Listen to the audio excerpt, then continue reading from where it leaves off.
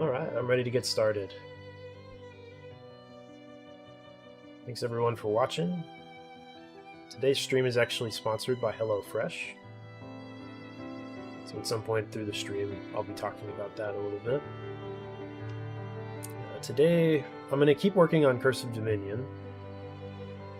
I think my main objectives for today are mostly just to go through existing systems.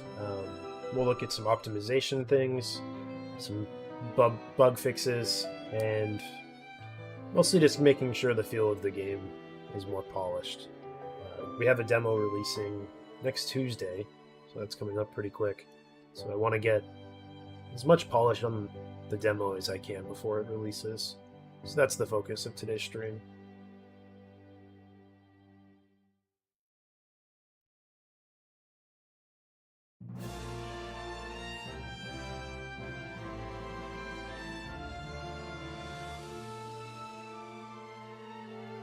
Making sure the stream setup looks okay. Had a temporary warning message on YouTube, but looks like it went away. I think we just dive right in. Well, actually, hang on just a second. Stream hasn't actually updated to show my screen yet.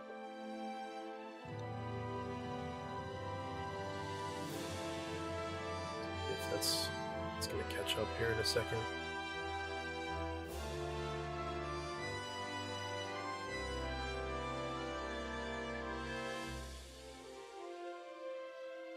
It's only my second stream, or I guess it's my third stream, using Restream, so I apologize if there's some technical difficulties.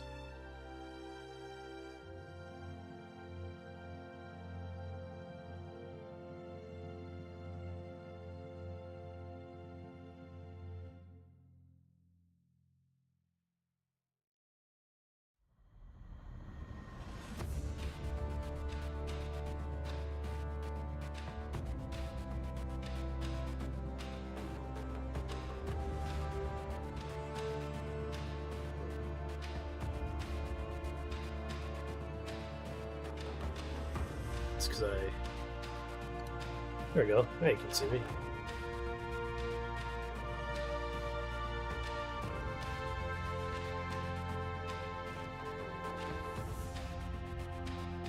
Yeah, okay, it looks good now. Sorry about that.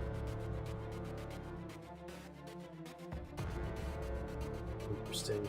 Looks like Twitch and YouTube are showing correct, but my Restream dashboard still shows the Be Right Back screen.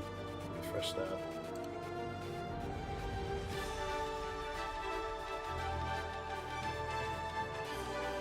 There we go. Okay.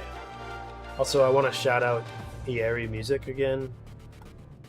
Let me pull up his channel actually real quick. Sorry. So Ieri Music, they made the music. All of the music you'll hear through the stream today. They also agreed to do the entire soundtrack for Curse of Dominion if we have a successful Kickstarter launch.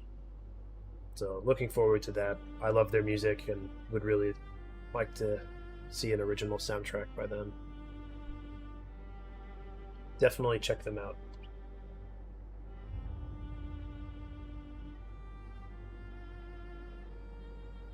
Alright, let's dive into it. I usually like to, anytime I'm looking to polish things, what I'll do is I just run the game, and I just start looking for things that stand out, like, oh, this really needs some more polish.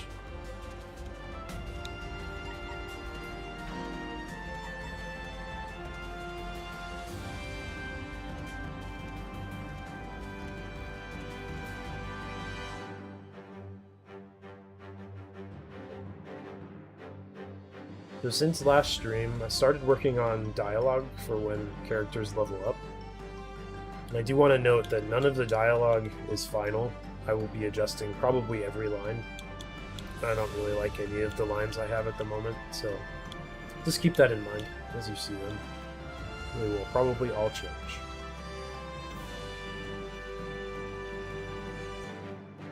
Alright. The last time we added the skill Arrow Rain, So you'll see me use that a fair amount in this fight. Depending on how far we get, we might find some things that need polish before we get too far in. So we have Riel come up forward. We can actually start with Arrow Rain. Perfect. So I'm going to equip a bow first. Yeah, this Arrow Rain will be able to hit. It's 1, 2, 3, 4, 5, 6, 7, 8. 8 enemies. Should be pretty impactful. Yeah, so that was a ton of damage.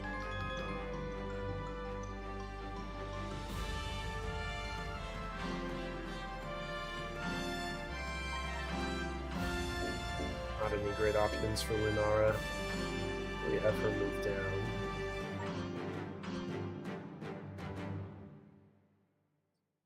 Cassia. Let's get the healers in place first. Got a range of. She can get Cassia.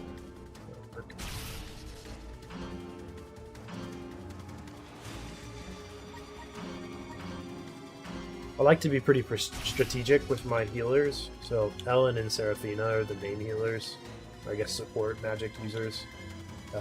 Livia also has heal right now, but she can't use Empower, which makes character strength better. So I still like to be strategic with how I place Livia as well. Yeah, let's... There. So I'm going to put the Protag in this spot once I've had everyone else go. Because I like to have healers around the Protag.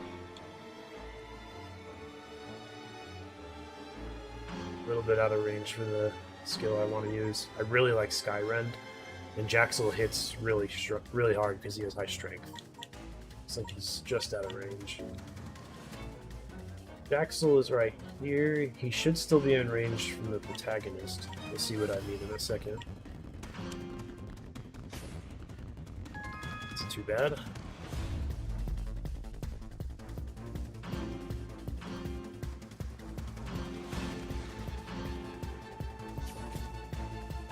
Wow. Okay, so the first thing that I actually want to address today, we just saw it. So you can see it said miss when Cassia just shot, but the character didn't try to dodge. And the reason for that is the way dodging works, I haven't updated it for how skills are working. The reason for that is when I added area skills, so like when you saw Arrow Rain, the way the logic works is different for when it's having to go through a list of enemies to do damage to. And right now I only have dodging set up for when there's only one enemy. But all of the skills are going through the area damage logic. So I just need to update it for the skills in general.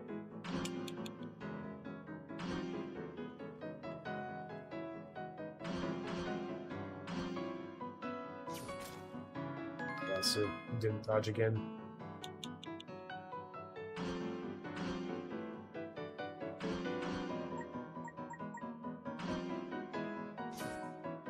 Yeah, and that time he dodged, but he still took damage. So I'll show in a little bit why that's happening. Okay, but the reason I set up my I'm gonna say party, you can call them team, party, whatever you want. But so now they're all in range of this Dominion Wellspring, which gives everyone their SP back.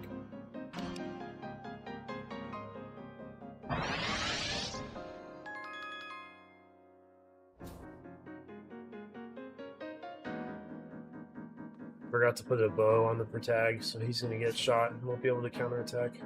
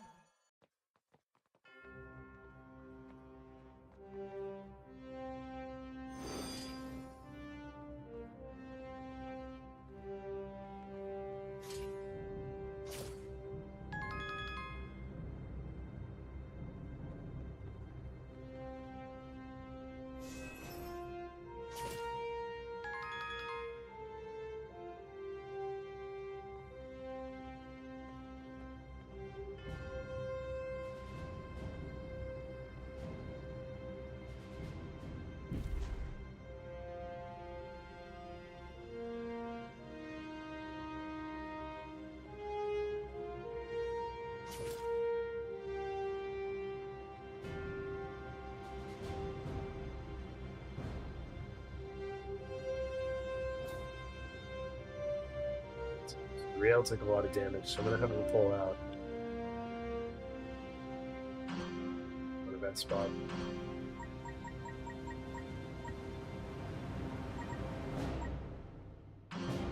Did a fair amount. Oh, she can finish him off.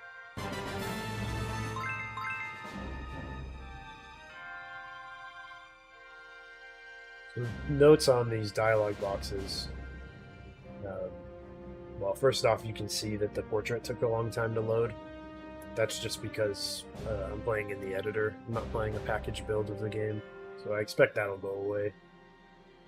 But I don't like how I have the different expressions for different dialogue logs right now. It's like she's got a happy expression right now. She just got the worst level up possible. She only had 2 stats go up, so she shouldn't be too thrilled about that. And then just a couple other notes. So you can see the UI really can start to... There's a lot of competition for screen space. So I want to make it so I can't open the details panel, this thing, when I have a level up. And I also want to hide in the bottom left, there's that other details panel for when I'm highlighted over characters. So I want to hide both of those screens, just because they compete too much with the level up screen. And then I also want to make it so the level up dialogue, because right now it just pops into place. I'm thinking it'd be good if it like faded in, and then we can fade out as well. Because I'll press continue, but we'll see it just pops out. Yeah, so it'd look better if it faded out like the actual level up stats window did.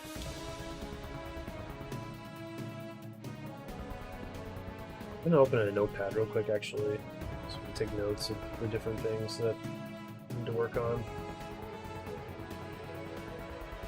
1. Dodging skills. 2. Level up dialogue, or level up UI. Petition.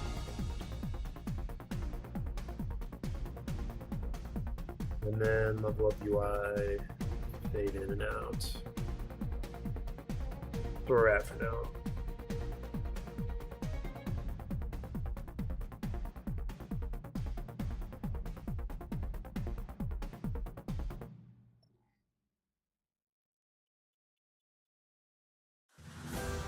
Okay, so Livia's a pretty good damage dealer, so I think what would be best, actually move Livia up. Should be able to get a pretty good attack out of this. Oh, perfect. Sandrelos can't actually hurt her.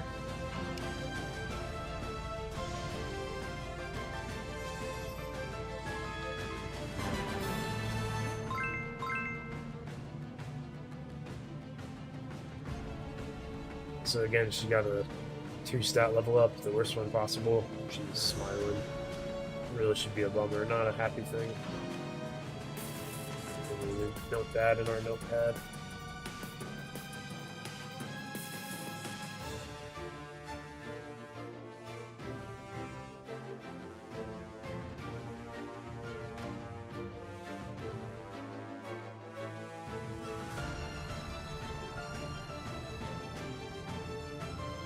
That's another thing I was going to put down.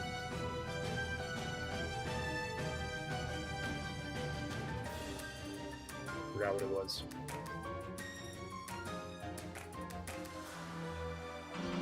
Make sure the protag has a bow.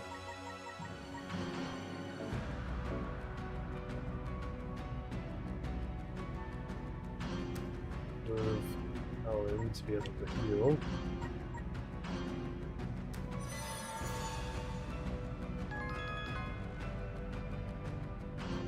Nara start burning, maybe?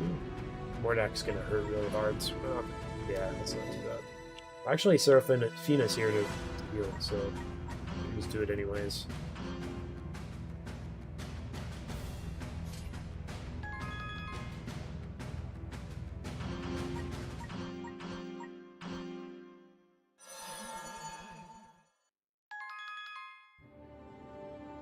Note on Seraphina's outfit right now. My idea for Seraphina is she's a dancer class to start the game. I guess a note on that as well. I'm planning to make it so every character can reclass into whatever class the player chooses. So just because Serafina will start as a dancer doesn't mean that the player will have to choose dancer for her class. But I haven't put too much work into the outfits yet, so I'd like to put a fair amount of work into her outfit in particular still. Having some things like flowing. Why not? I best explain that. She doesn't really look like a dancer right now. She looks like someone going to the gym, so we could have like some cloth flowing down that like twirls as she dances. That'd be cool. Still also want to make like dancing support, I guess. Like different weapons and skills for that. I haven't really decided how exactly I want to do that. So I don't want it to look silly when she's dancing, but that'll be an important mechanic in the game, so still brainstorming, haven't decided on it yet. Let's see. What weapon does Lithorak have? Cool, he's not in range. So now I can use Skyrend, the highest damaging skill. And we missed. Perfect. Also, I made a mistake. I put Jorik outside of the range of Dominion Wellspring, so he's not going to get more SP back.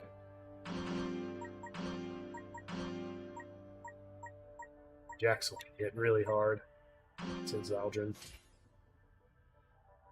I think we'll be able to finish Aldrin off. We could do a lot of arrow raids. Yeah, that hits a lot of people too.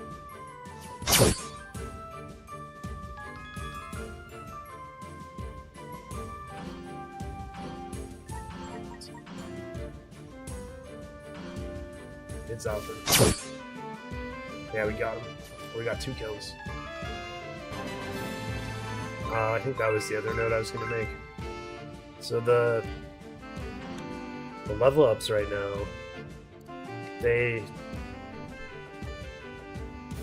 so it's weapon proficiencies. They get way too much experience.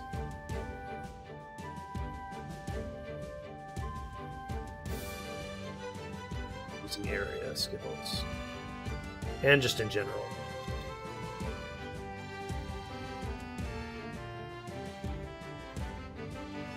I'm kind of conflicted on that. It's kind of cool to see proficiency go up. And the demo only has 2 battles, and neither of the battles like save your progress.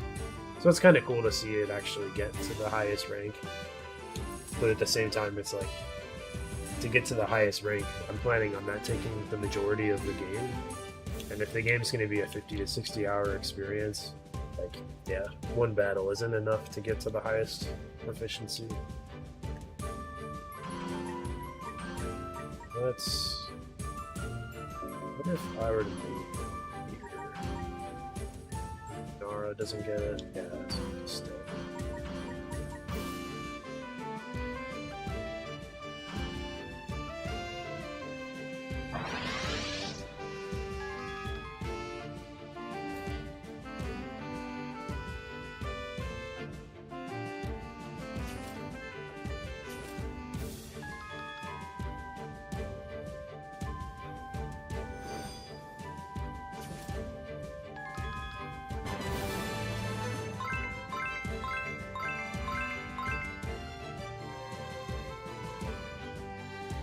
Yeah, so like this one, I will unite them. It's kind of a serious line, but then he's got this surprised expression, which just kind of looks goofy.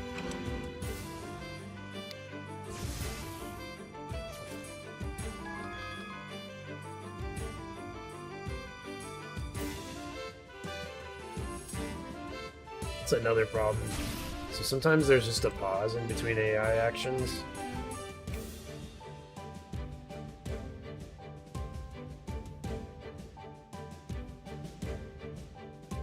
Find out why.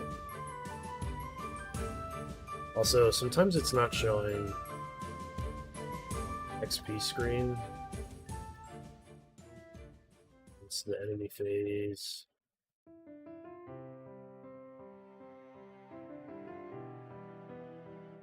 Let's keep an eye out for that. So yeah, sometimes when the enemy's attacking and we counterattack, we don't see the XP screen. Let's see if it works here. Yeah, see, it didn't show the experience Livia got from that. But it did that time. So I'm not sure why it's doing it sometimes and not others.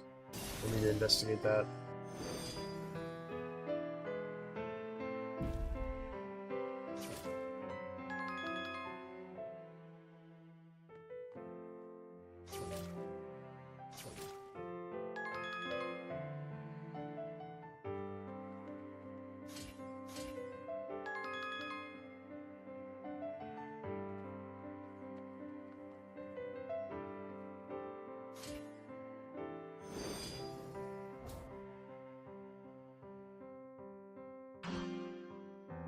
A little too hard. We'll have to pull her out to get healed. I'm gonna kill.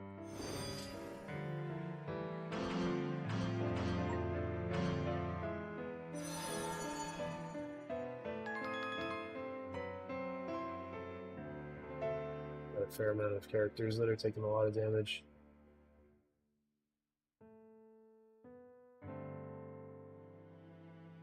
Should have Livia heal Riven. That would have been a better call.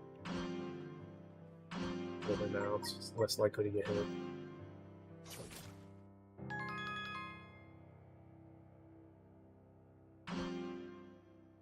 Therapeutic can reach him.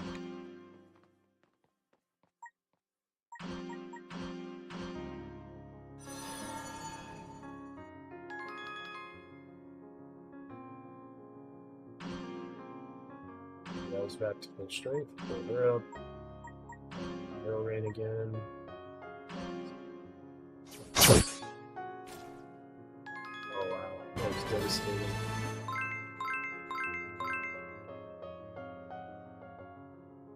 Yeah, I don't like that one.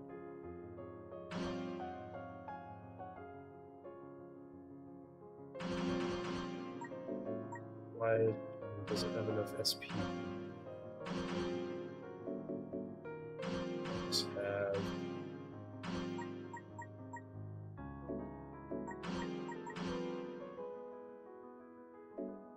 We need to take a break, actually, so we're going to call it there for this battle. But I want to talk about today's stream sponsor. So, yeah, today's stream is sponsored by HelloFresh. HelloFresh is a meal delivery service. Pull up their menu and we'll take a look at it. So, yeah, HelloFresh is actually really cool. So this is just their menu. If you go to their website, you can see. So you can order these different meals to come to your, like, delivered straight to your door. If I'm not mistaken, I think you do still need to cook them. So let's look at one of these that might look good. Crispy Parmesan chicken and bacon linguine. Doesn't look bad. Yeah, so they send you the ingredients, and then you do need to still cook it. As you can see in their menu, they have a pretty good variety of food. Some of the main perks, I guess, of HelloFresh. Number one for me would be convenience. I like to stream and I like to code, so I'm not huge on leaving the house unless I have to. So having food delivered straight to my door is super convenient. And then the health and nutrition part of this is also super helpful. So you can see, like, on this meal, it shows you the nutrition right here. So you can plan, I guess if you're doing weight loss, that's how I normally plan my diets, is around weight management. But I use calorie deficit as part of my diet. And you can see here, like, they've got the calories right here on the nutrition for the entire meal. So that's perfect for me, because then I can plan out an entire week's worth of food and meals that I'm going to eat, and I can know exactly how many calories the meal is going to be. It's really streamlined compared to going to the grocery store and buying your own ingredients. And I'm not much of a cook anyways, so I need to follow instructions pretty closely, and I wouldn't even know what foods to buy. Like, I'd have to look up recipes, and then I'd have a hard time actually finding things in the store. So I might be an extreme case in that. But HelloFresh addresses that perfectly for me. And then as part of their promotion right now, and I've even got a link to the promo on my Twitch page. You can see on one of the panels there's the picture for HelloFresh. If you use that code, they have a limited time offer for 10 free meals and free add-ons for life.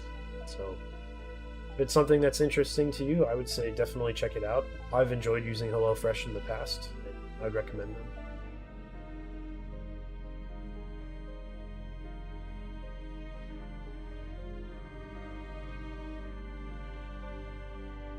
Let's get back to our code. Let's review what we need to work on again.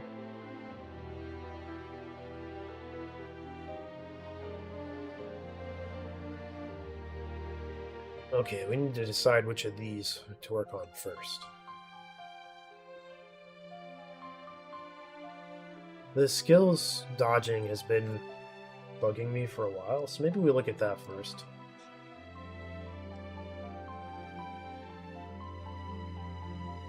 Okay, so I have this battle component. So this is the main manager for all of the battle stuff that happens. So that's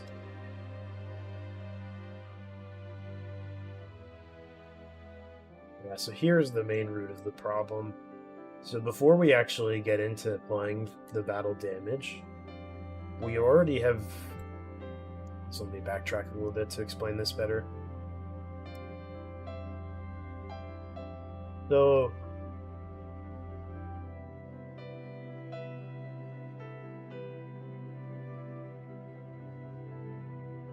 yeah, I guess we'll just walk through the entire logic up to that point.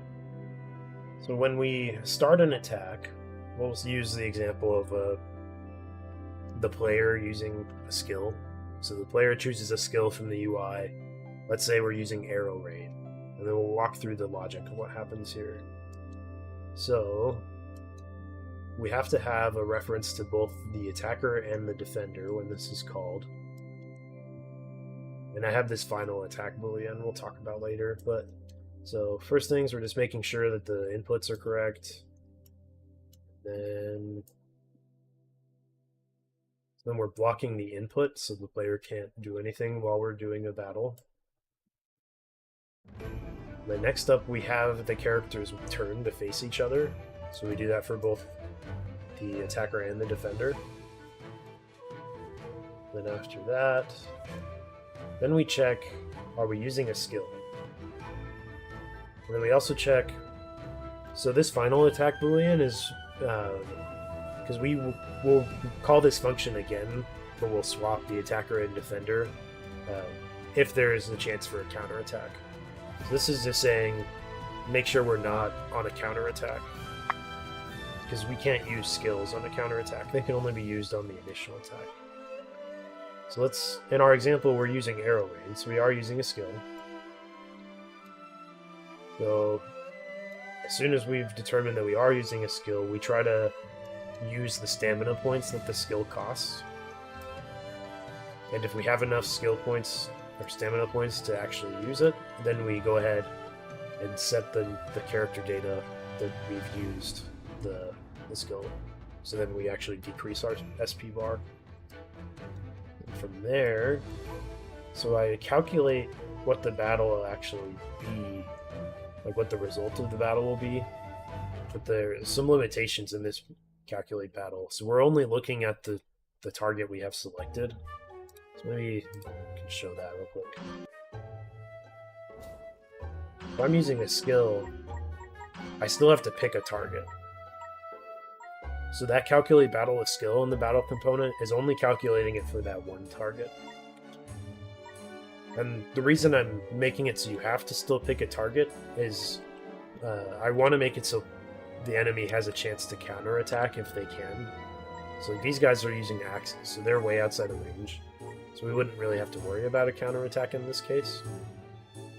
But if we were attacking up close, we could have moved all the way up to him.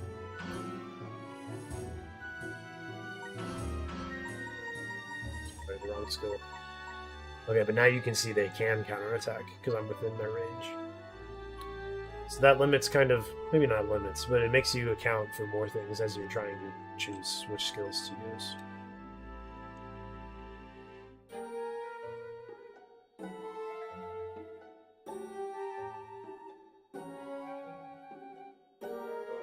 But yeah, this is only showing the battle for the forecasted target.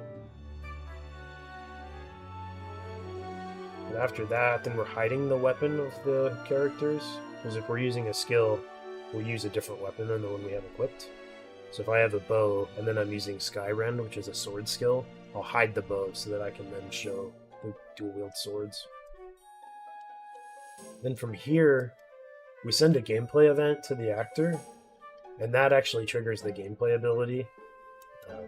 So I have a event tag on the weapon, also the weapon, but on the skill struct that correlates to which gameplay ability it should trigger. So if we were using Arrow Rain, code is, whoops, damage, Arrow Rain. So on this gameplay ability, I have this ability trigger set to this gameplay tag. So that's what will get passed in right here. And then this gameplay ability will get triggered. So then from there, here's the core part of the dodging problem. So we look at our damage results from the battle outcome that we set up here. So we're looking at just the character that we had the forecast on.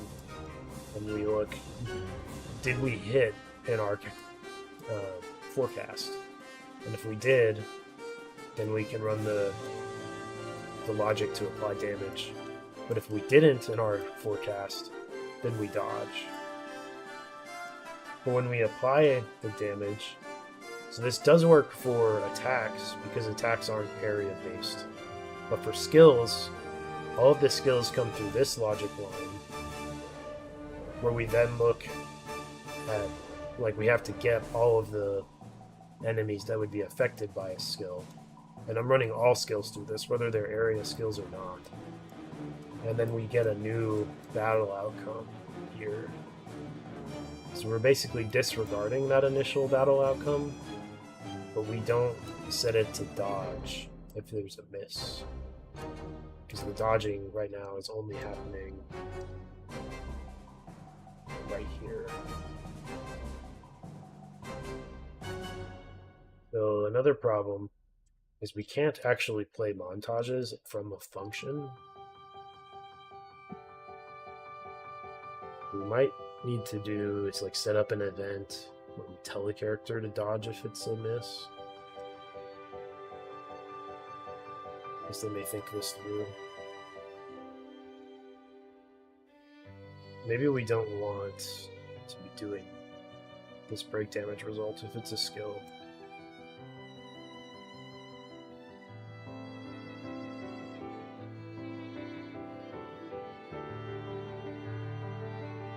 We could use this again. See how this might look.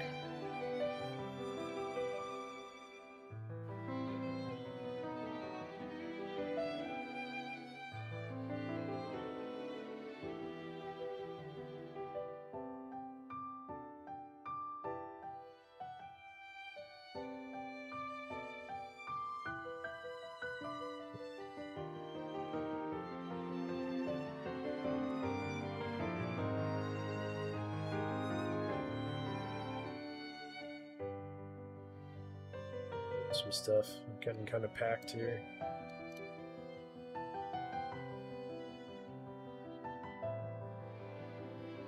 Better.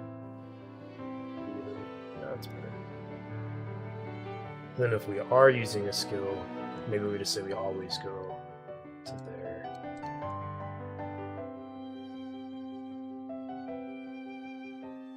Then we won't dodge when we didn't actually dodge. But then we need to set inside our battle apply.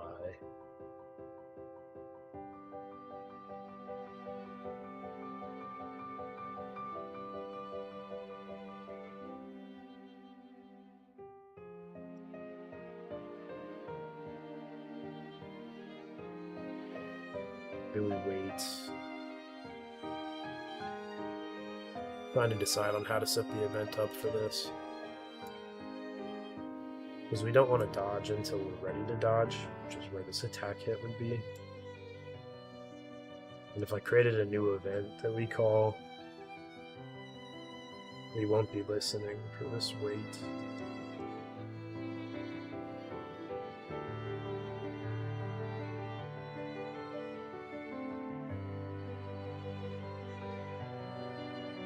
We could just put that.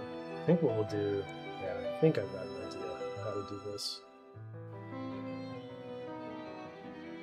Maybe create an event.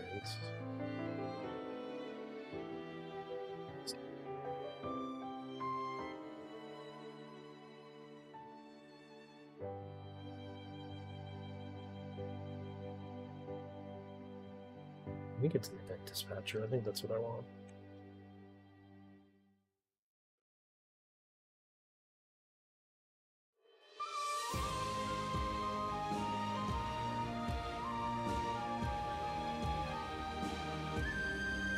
First thing, we'll wait for this.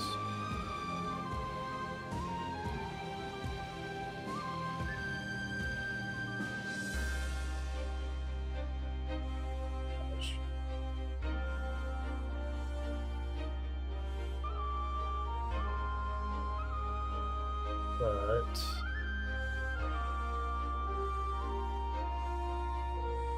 should be okay from there.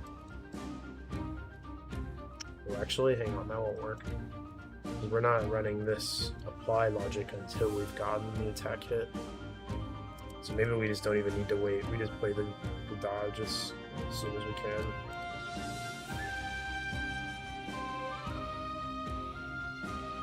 We would need the skeleton mesh, it looks like. So maybe we just pass in a self character.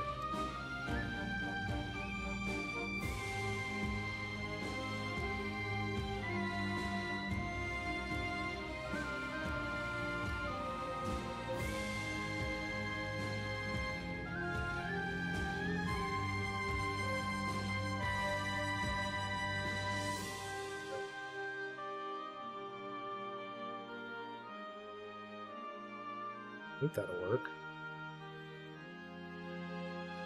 Now we just need to call that event whenever there's a miss.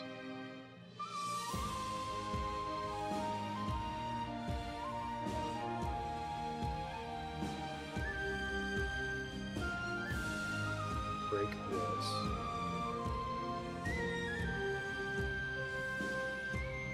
This one. You have, then we can call dodge skill. Who would our character be?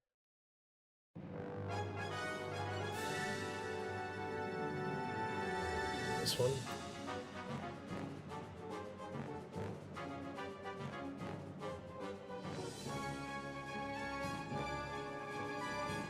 Let's go take a look at that. We might have to try a couple times to make sure we get a miss, but I think this will work though.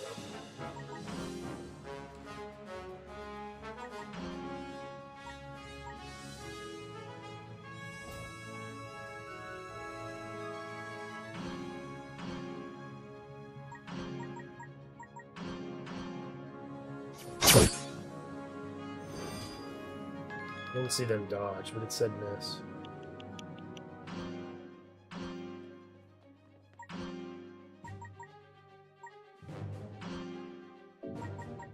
Happening with that one.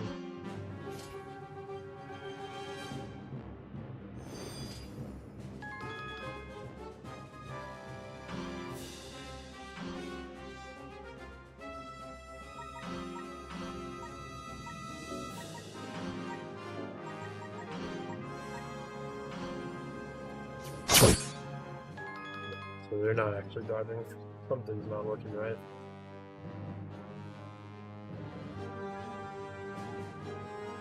Ah, it's because I have it flipped. But then they should have been... That doesn't quite make sense either, because they should have been dodging if it did hit.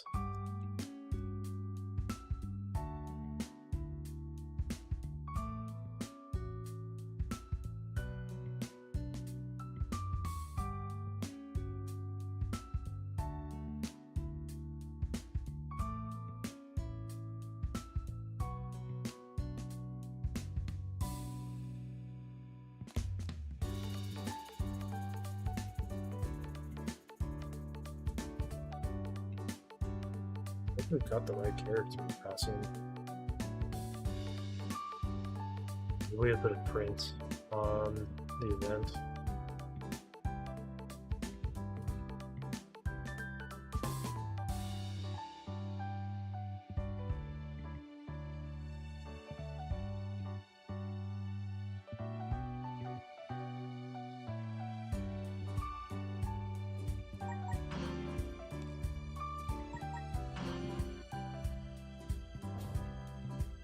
Left it on the hard.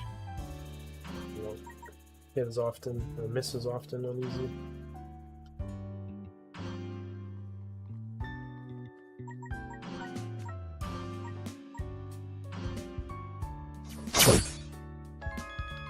Not moving.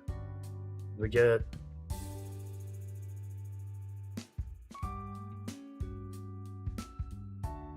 So it didn't actually call our event dispatcher. I wonder why.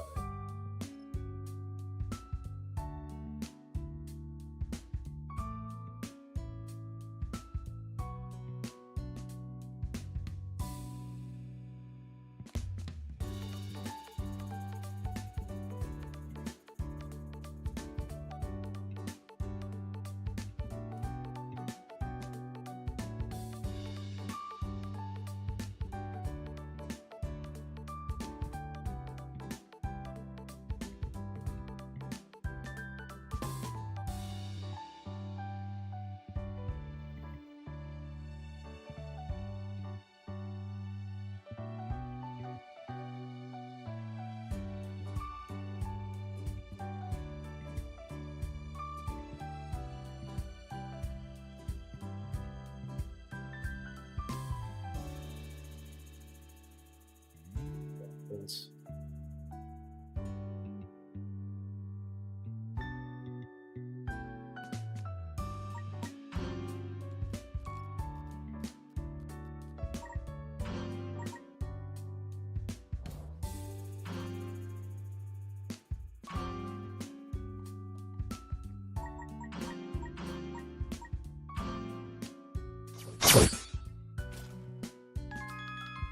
Had no misses, so that's not important.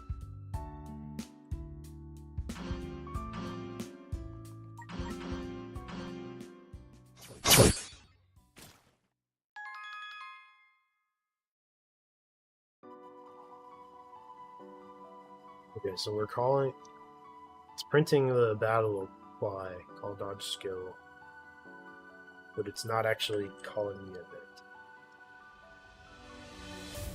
This is not getting to here.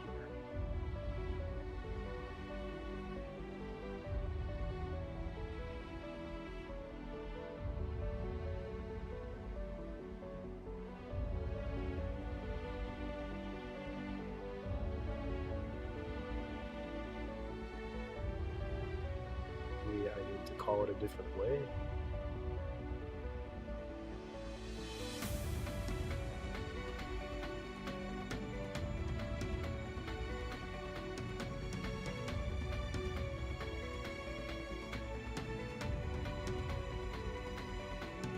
It is.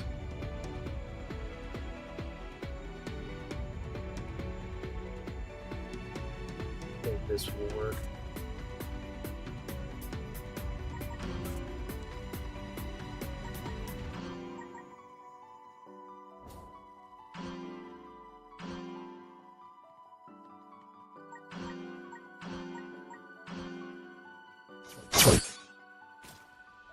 Ah, been dodged. I think that'll do it. That fixes that problem.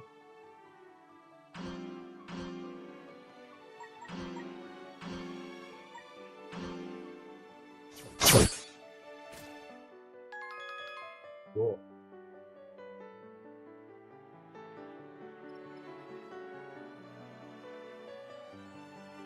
We can cut that one off.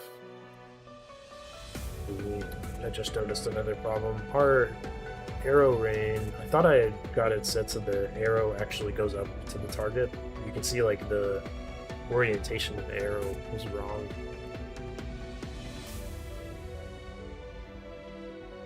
That's bugging me, so let's go look at that. Or the arrow rain skill.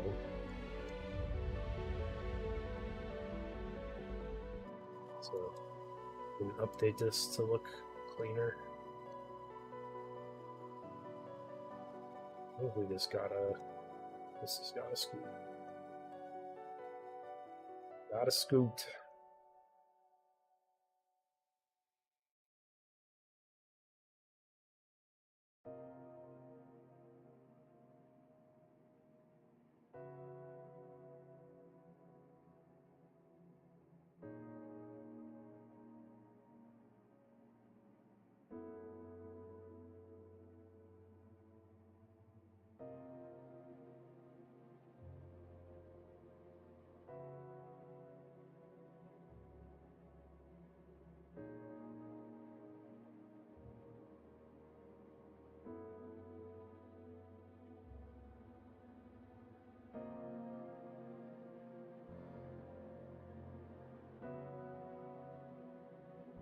Most of those are, but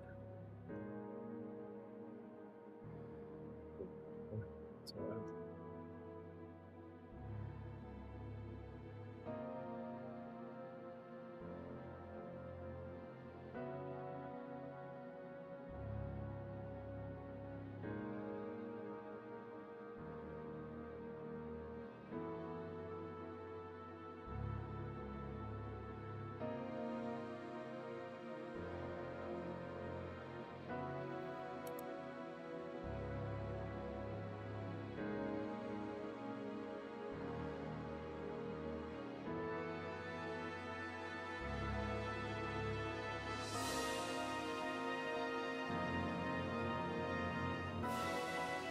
Okay, I like that better.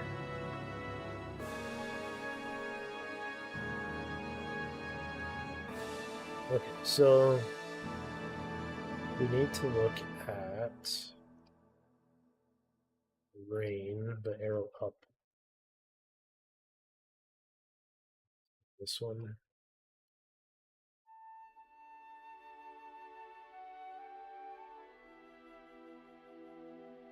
That's the problem. I thought I had fixed that. Yeah, look at it now.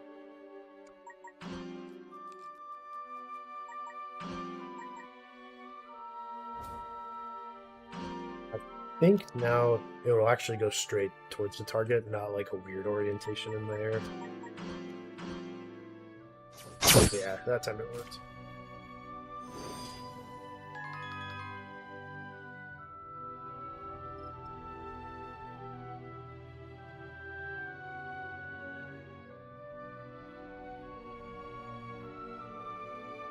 Mark down. That one is done.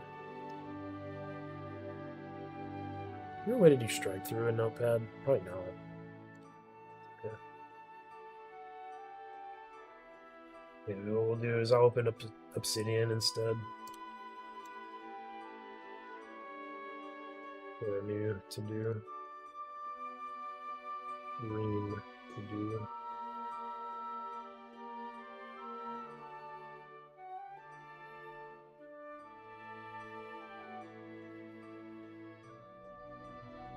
Break through it now.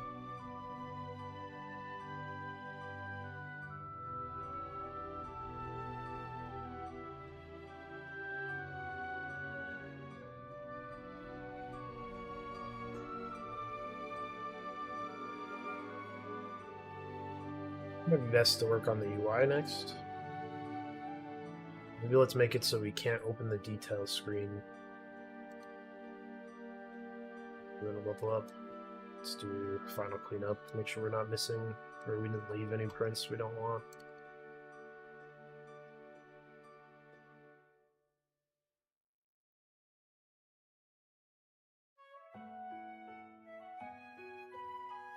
All of you over.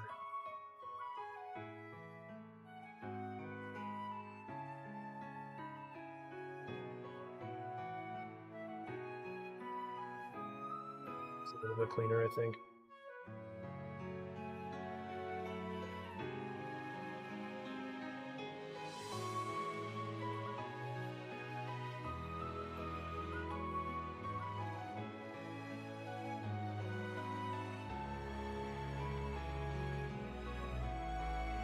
This song that's on right now, or I guess this track, this reminds me of Sidon's theme from Zelda.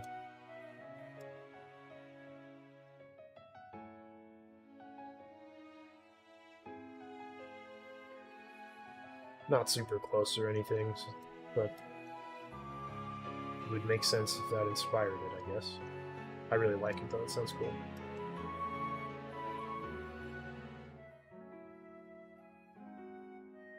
Okay, good. Aha! I don't need that anymore. You did that.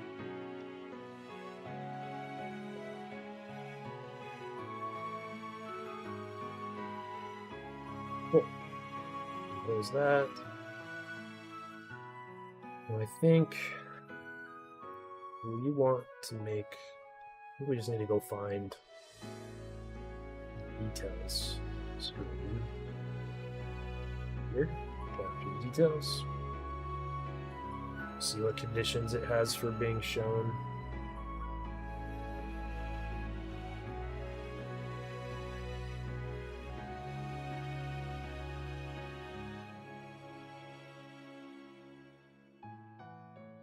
So the logic is not happening here.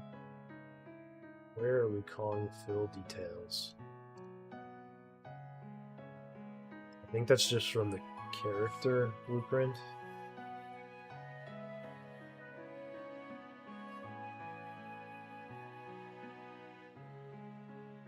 Still loading. I'm gonna turn my lights off, whatever they're called. Eyes are killing me.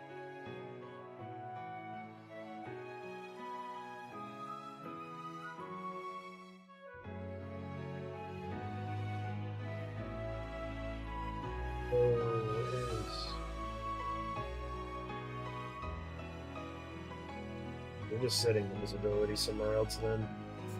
Let's see where its visibility gets set. I think it is in this. One is probably my most intimidating blueprint, and the one that probably still needs the most cleanup. There's a lot of logic that happens in here.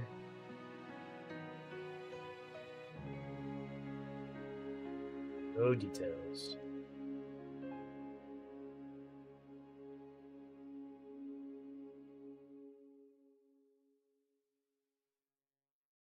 Yep, this is the one.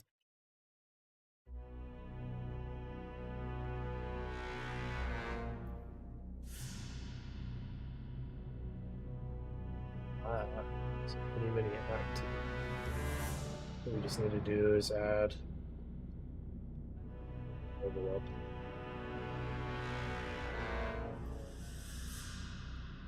Battle XP2.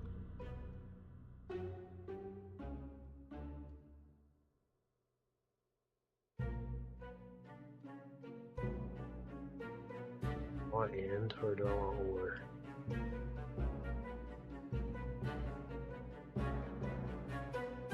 We want or.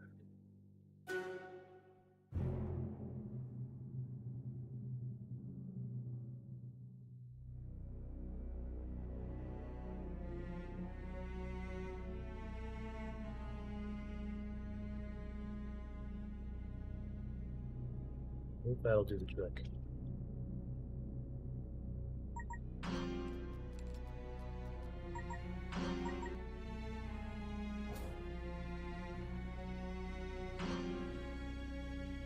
Let's go force a level up.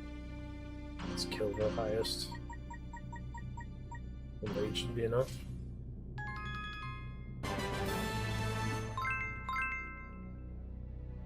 Yeah, so now it's not letting me open the details menu. That's good.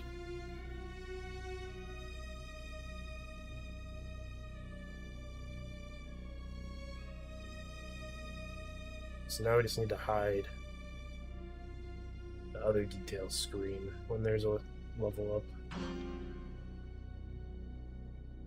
And I just remembered another problem. So we can see where the enemies can attack. I mean, two problems, I guess. But when we look at these support guys, so they're trying to show the support tiles, but they're also showing attack tiles, so they're showing yellow instead of green. Let's start writing that down. Enemy, support magic. Tiles are wrong. Put a note. It was yellow.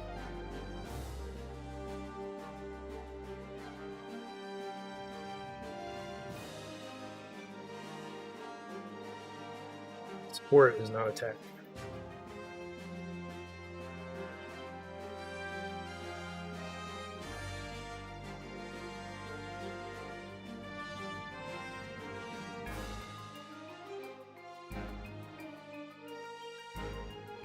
And then after the first turn,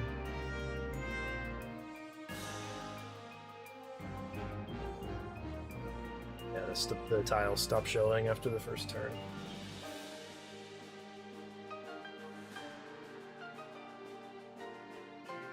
Okay, but next up we want to get rid of this smaller details panel when we're on level ups.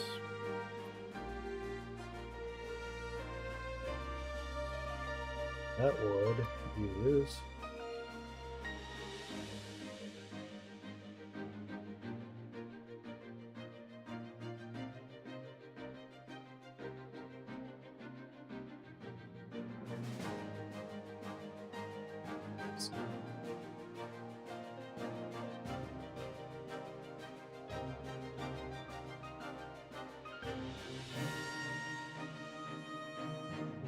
we just bind to level up. If we have a level up and we hide it. But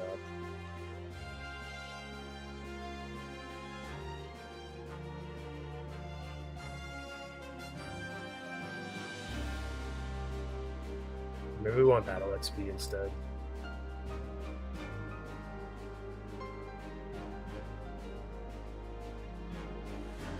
What's that one?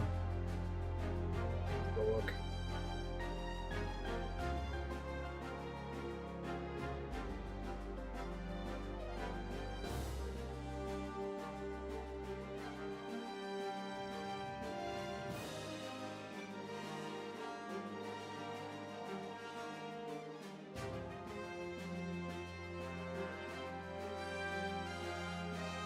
True.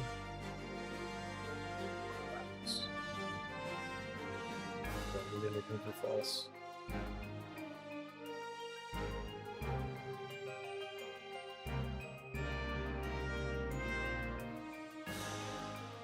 Actually, might not be enough.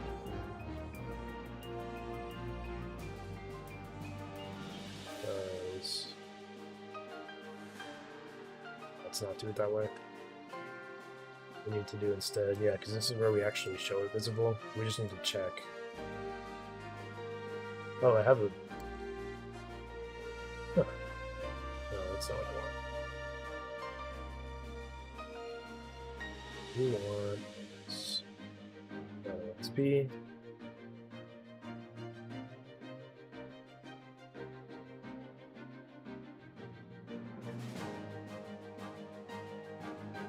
We want knots.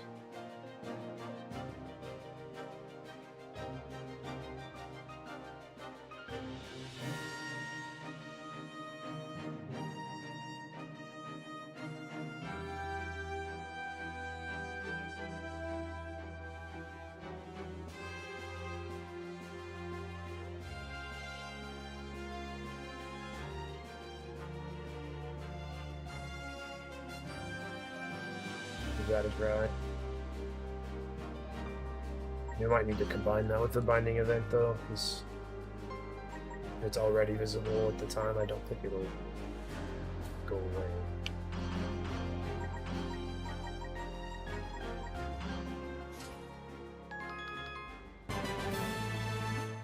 Oh, it works. Okay, perfect.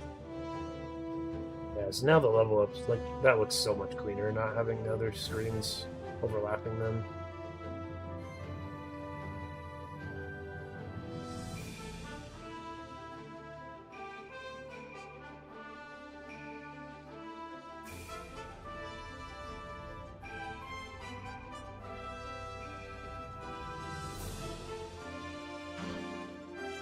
Let's pick that off.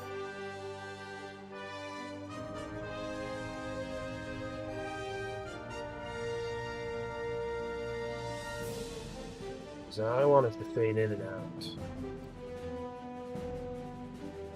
the menu status, a cursor, do you want quick details? No. Not this. We want level up. Level up is... Well, that one already fades in. We want the dialogue box to fade in.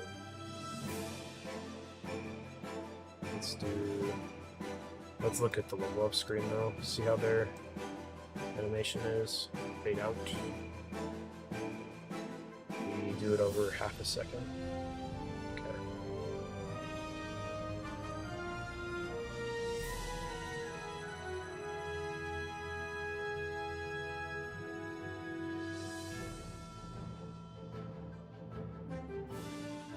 We just got a reference to the entire widget. We're going to set the render opacity to change. So we're fading out. So at 0 seconds we want it to be full render. And at 0.5 we want it to be 0.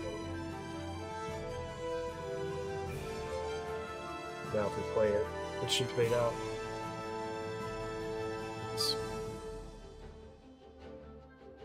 Let's make sure they're not changing the speed of the... Here. It's at full speed. Well, I'm using a legacy.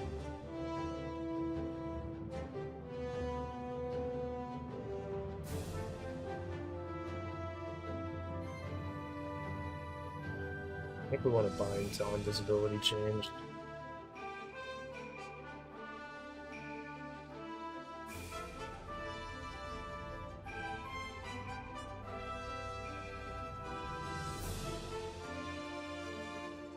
Switching on this enum, and then we'll play the different animations.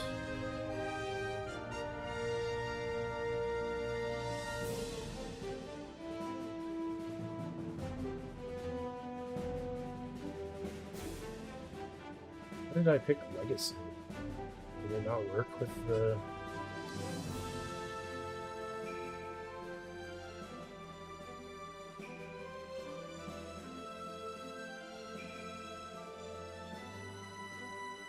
Okay, so when this is fade out, so when we go collapsed, hang on, that doesn't work if we collapse it first. We would want to play this animation before it gets collapsed.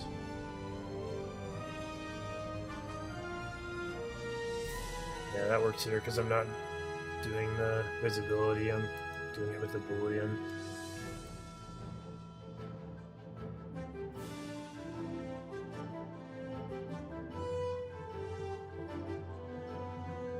We'll do this with fade in.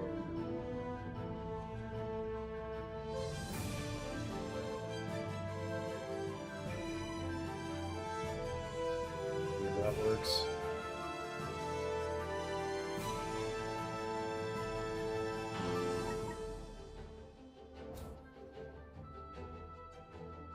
I missed my... Before we do that, I do want to talk about HelloFresh again. Yeah, so click the link on the panel on the stream. So it's just below the stream if you scroll down a little bit. you click that link, you'll get 10 free meals and free add-ons for life.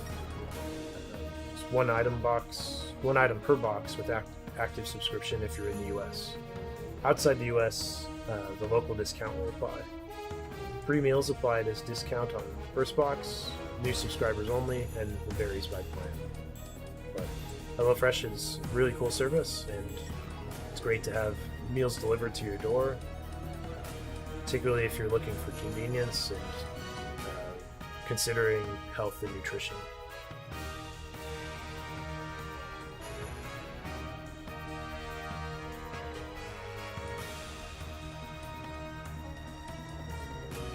Again, they have a pretty big menu with lots of different options. And just a reminder again, you do need to cook these options. It doesn't come cooked. But that does mean these are fresh meals, and after you cook them, they'll be as perfect. So.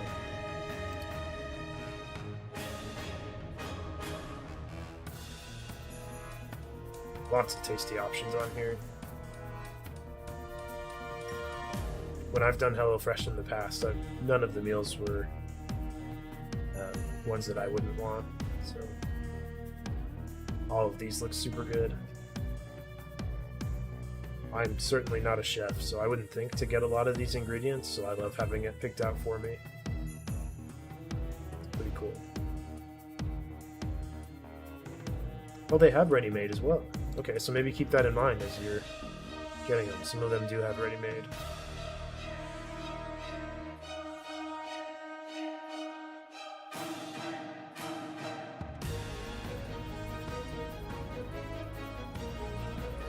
Yeah, check them out.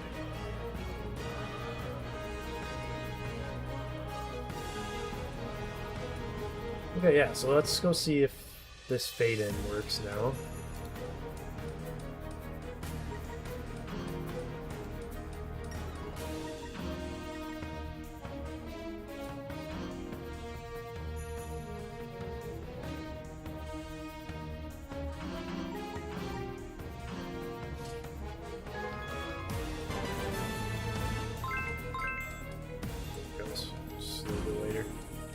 Yeah, but we would want it to fade out to match the level up.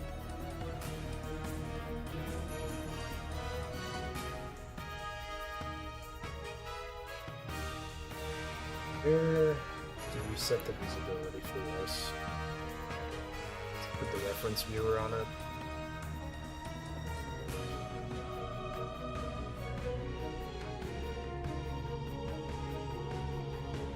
Run the level up.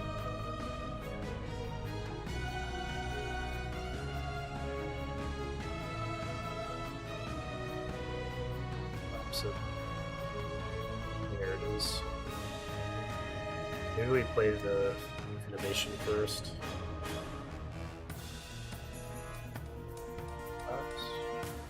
Or rather, what we could do instead is maybe we just make an event. Perhaps.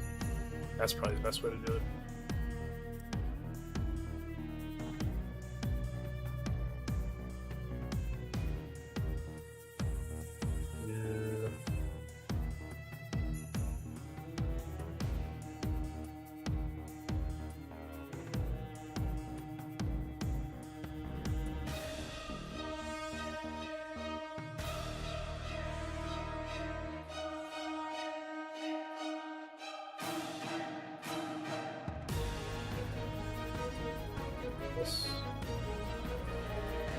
Forward.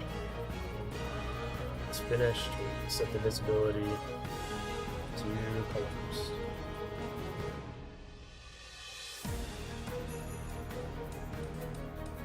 Here, all spin. I think that'll work.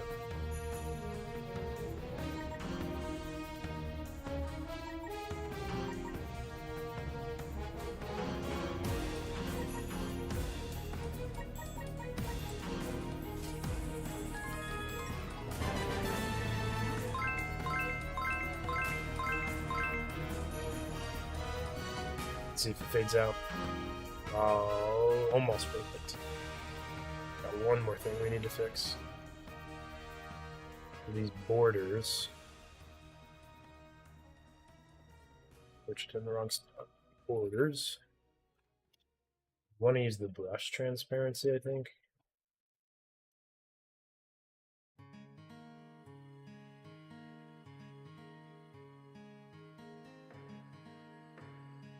And now they should actually follow the same render opacity in the animation. I don't know if you could see it before, but like the content of the dialog box faded out, but the outlines, the borders were still there until it actually was collapsed. But with that brush transparency, it should work correctly this time.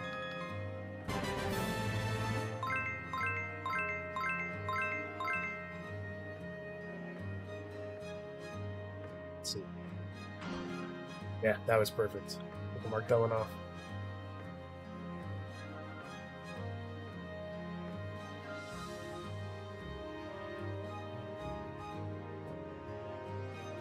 Before we go any further, I'm going to commit my changes. Make sure we mark down everything we've done. So dodging skills, normal UI competition, and fade in and out. So we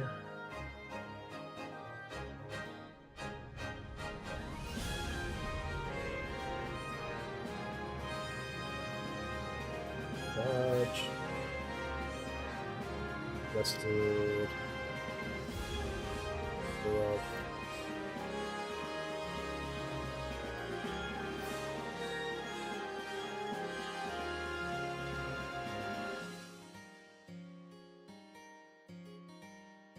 Write the notes on it here. Oh, for the dodging skills, we made it so heck using skills.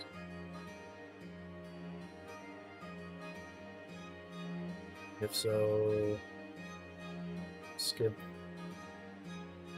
forecast, calculation, dodge,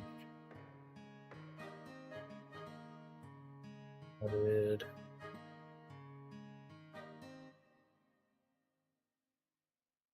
We add an event call and battle apply to close dodge animation, individual targets, individual skill targets. Okay, and then for the UI, prevented details and character status going battle XP.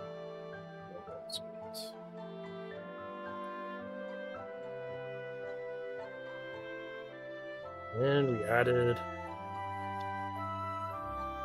fade in and out to the dialog box.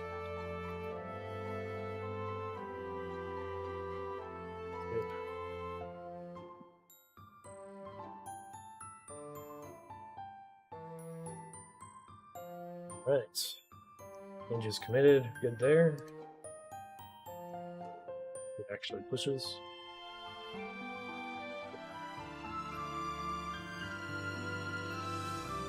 Let's look at what we still have left.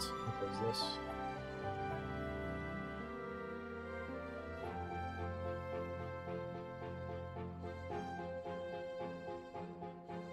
Kind of leaning towards working on the tiles. Let's address this first one first. So support magic should not be showing attack tiles. I don't remember where that is. Dante. What's up, dude? Yeah, it's sponsored by HelloFresh. It's pretty cool.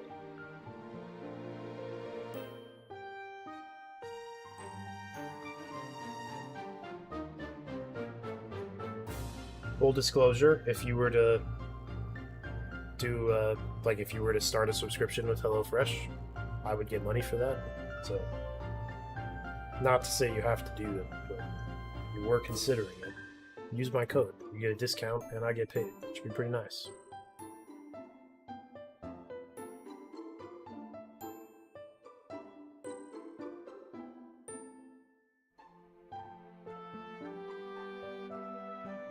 Thinking about streaming today, Dante?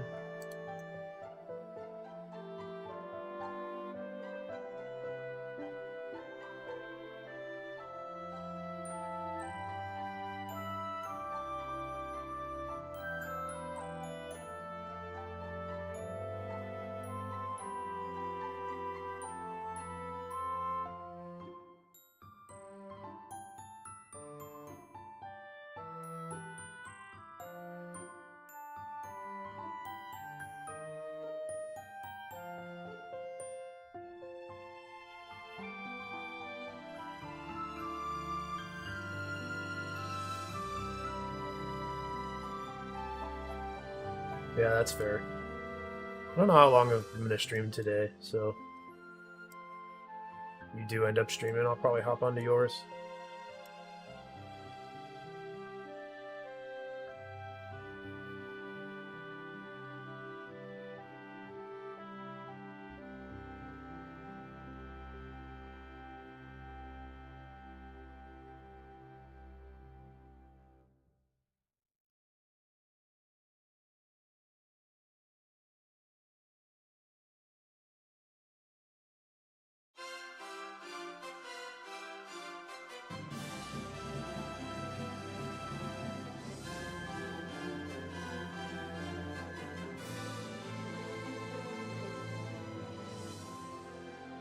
Yeah, I think this part of the code is where the problem is.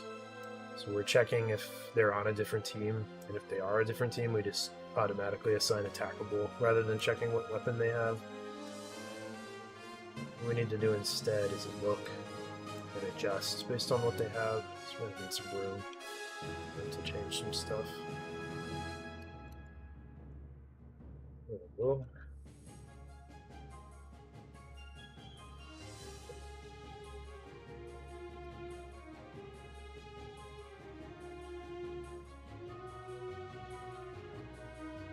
We're on different teams. So that's the tag, so we want to look at this.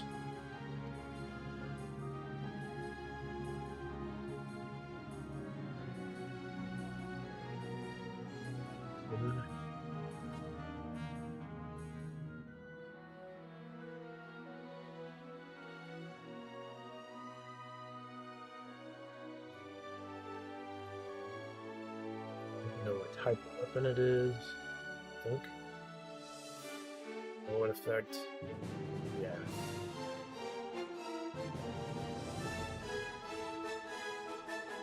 Kind of kicking myself. I could have done this unum better. Could still go back and change it, but it'd be kind of a hassle at this point. But what? All that to be an attack. Otherwise, it needs to be support.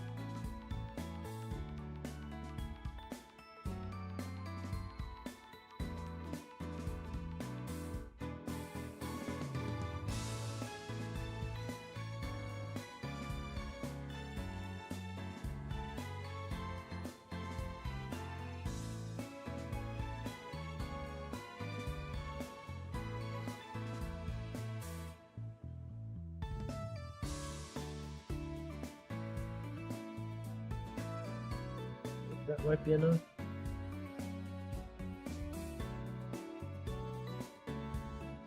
that looks.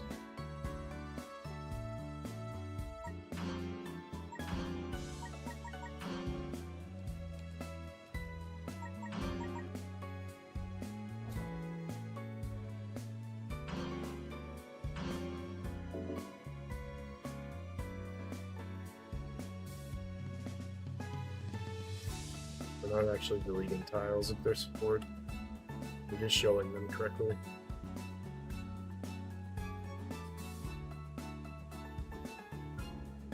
Instances.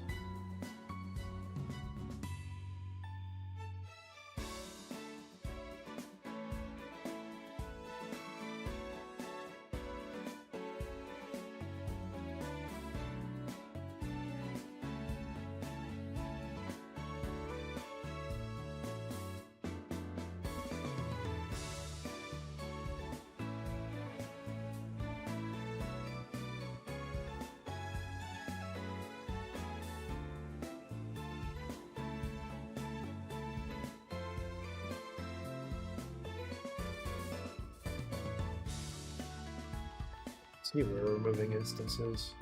I don't remember. But not even in. Maybe it's a function. Don't look like I'm calling it. I don't know. Just adding stuff. Let's see where this gets referenced.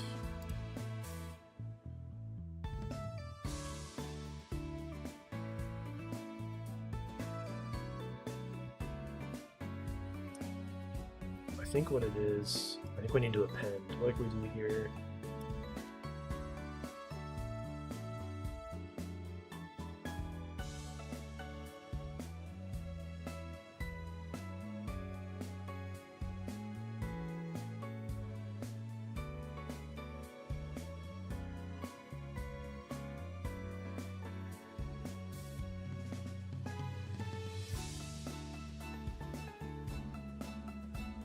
Makes the difference.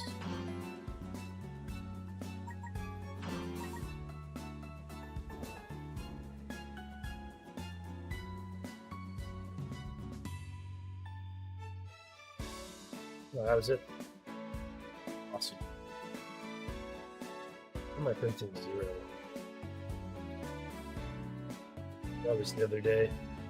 Where is that print at? All these numbers.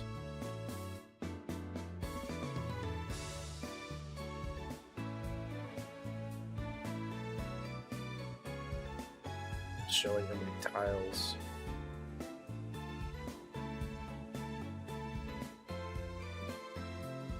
Very weird.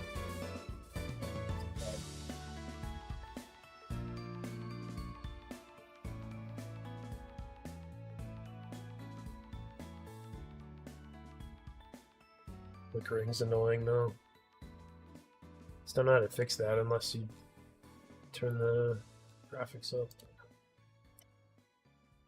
Really, I remember seeing on stream the other day we had an update for the tiles.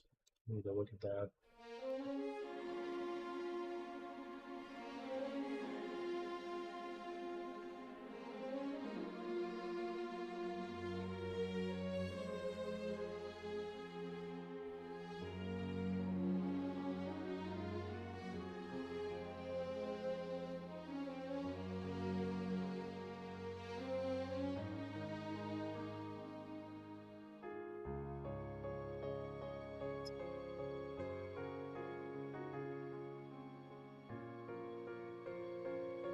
Sorry, I'm doing this part off stream. However, I can show my file explorer. It's fine.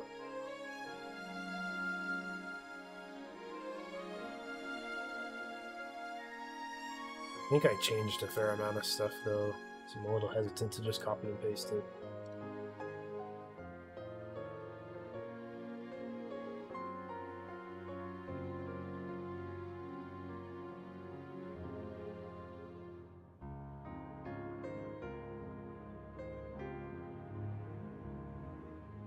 Well, I've got it all backed up, so I can always roll back, I guess.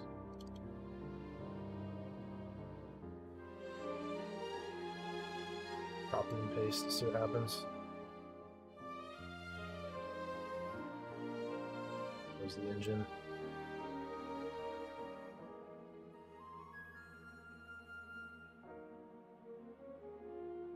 Let's see if we just broke everything. Might have been good to build first.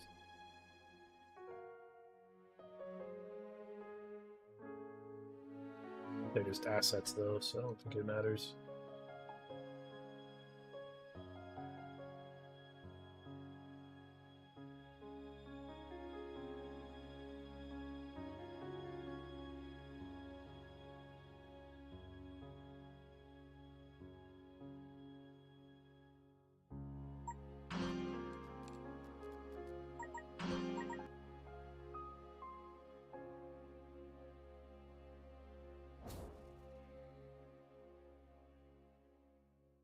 Looks like, oh, my grid cursor's screwed up.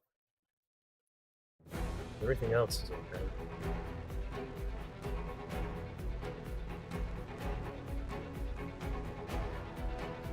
Cursor's way screwed up.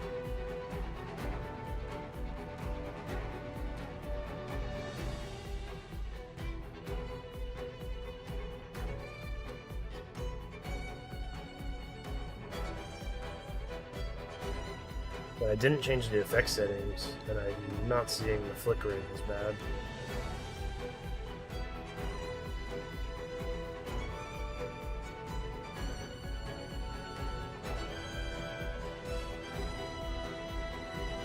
Yeah, let's just go see if we can fix the cursor.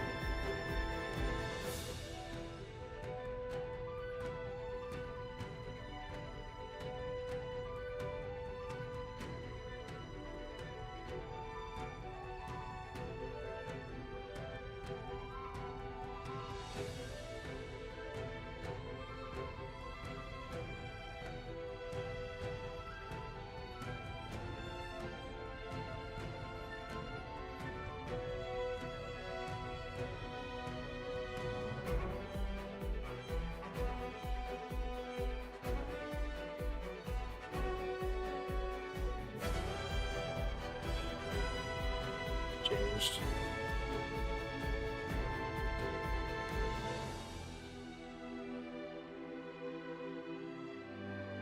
I'm not sure what I need to change to make it brighter. I just start tweaking stuff and see how it goes.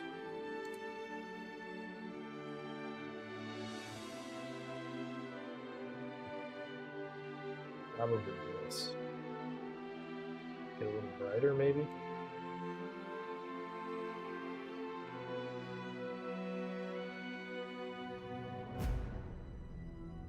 White.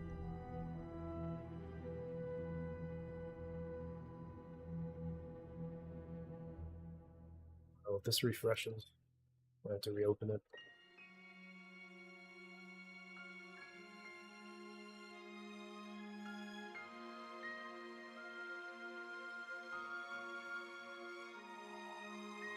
Looks like it might be brighter, but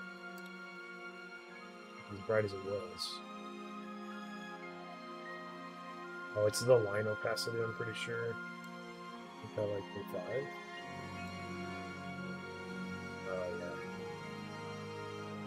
A little brighter. 7. We just go full on that and just do. It's still kind of gray, but that might be perfect right there.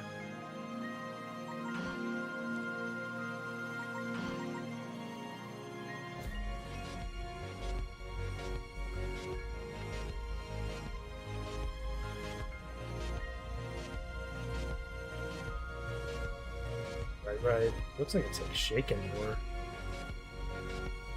Kind of weird.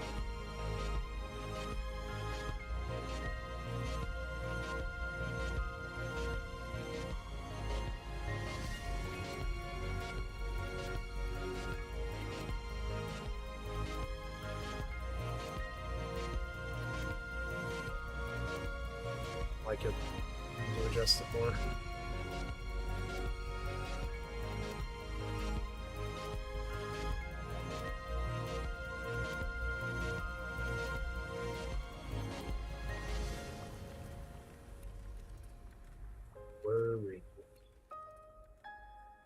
Does it look if I have that on?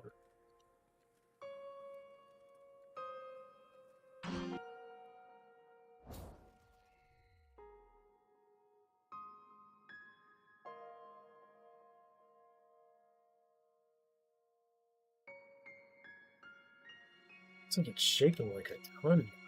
It's weird.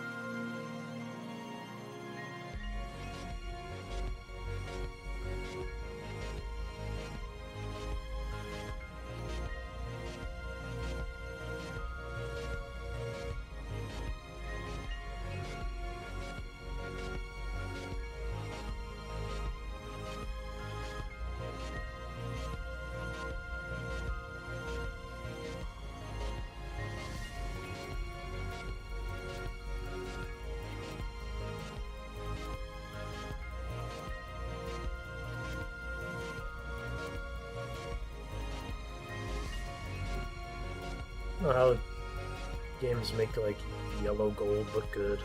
I cannot find what color that would be. It looks decent.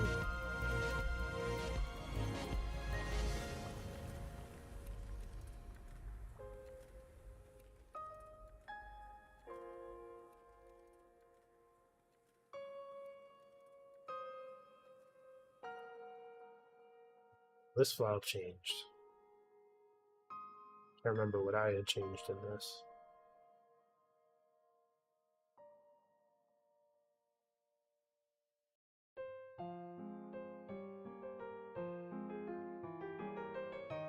Does not need to cast ray trace shadows.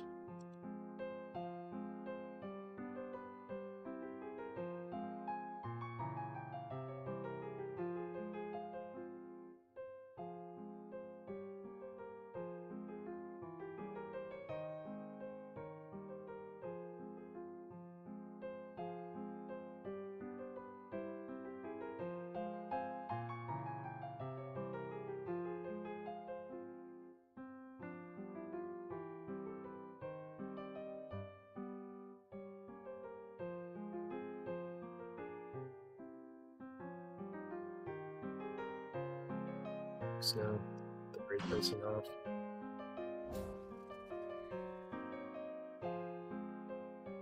Still vibrating like a ton.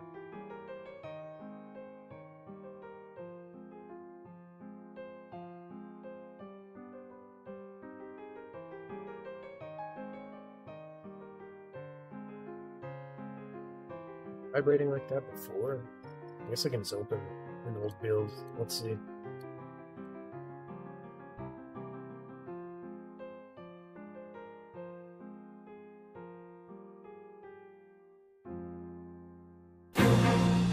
It's loud.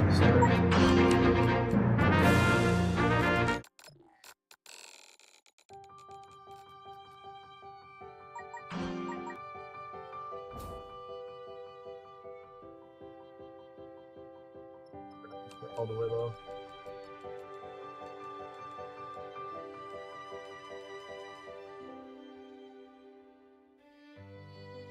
Okay, it still vibrates a pretty fair amount here. It's a lot clearer, white, way brighter.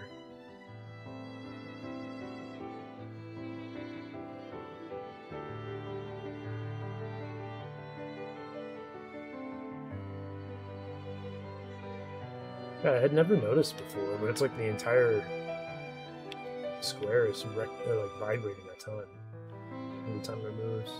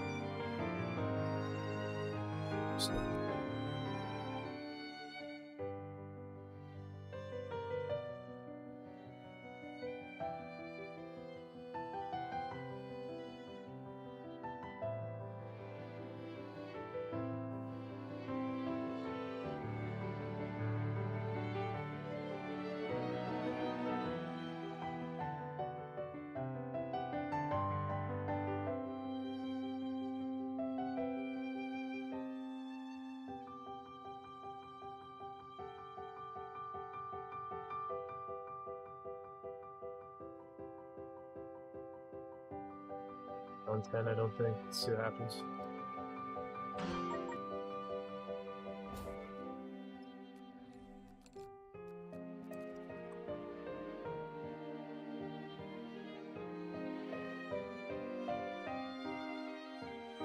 The vibrating looks so much worse here than it does in the build.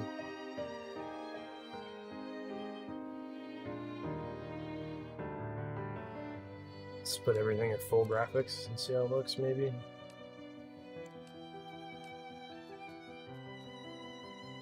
No. My computer can barely even run it. But... Everything down. Effects topic.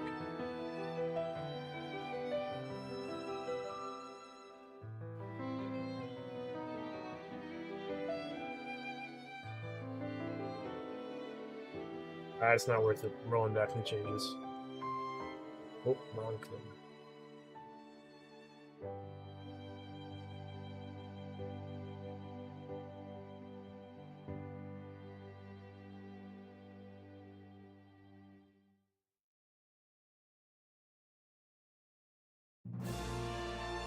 Build just in case.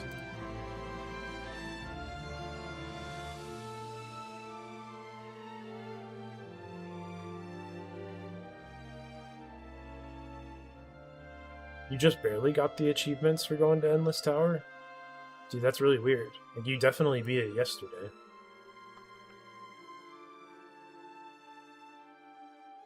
It's super weird.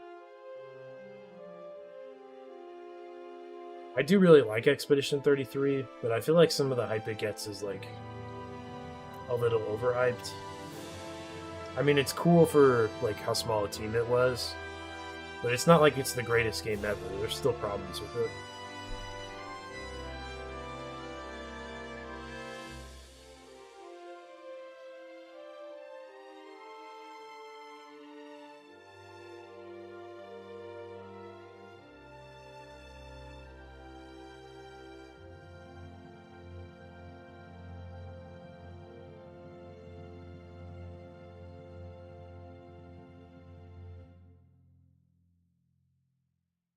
True, no game is perfect.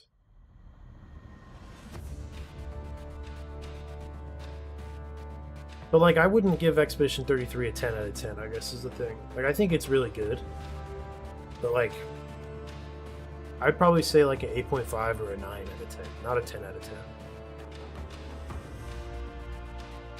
I still think that's, like, a lot of praise. But 10 out of 10s are, like, those gotta be rare. 9.9 out of 10. So I feel like that's a stretch. Because there are still things that I would want to change in the game if I were the one, like, directing it, I guess.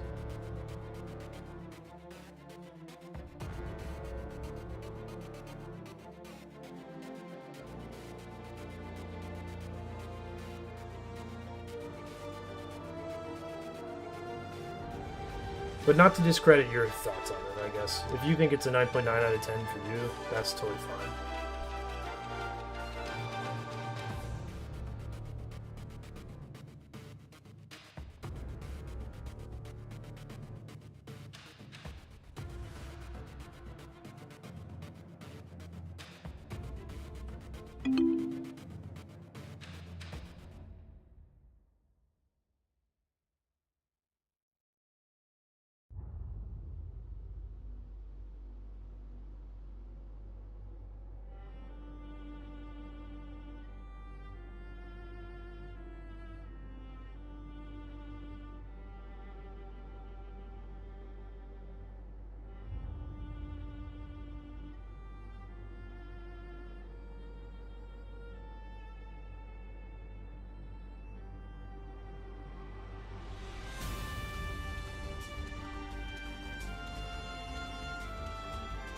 There's not a lot of games I would say are like pure 10 out of 10s though.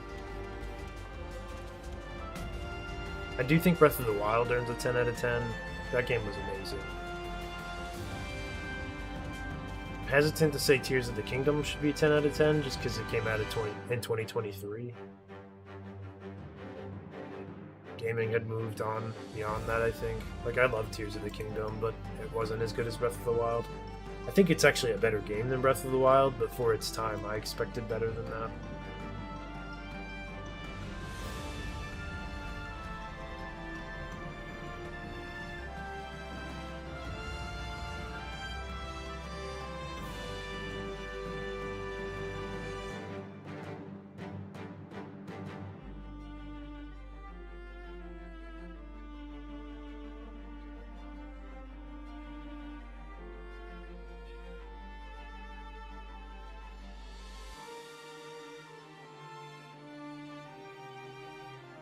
But saying a game is an 8.5 or a 9 out of 10, like I said earlier, I still think that's a lot of praise.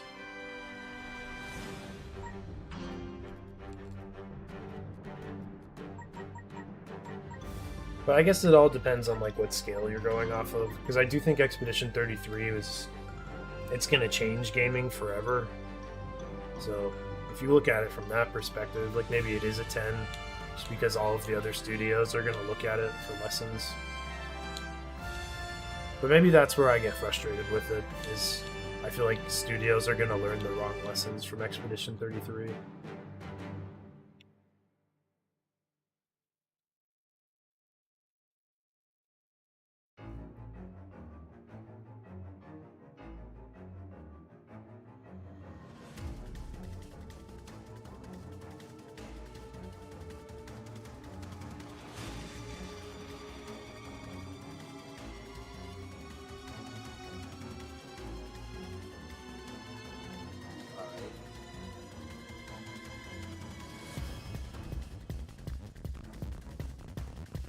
Right.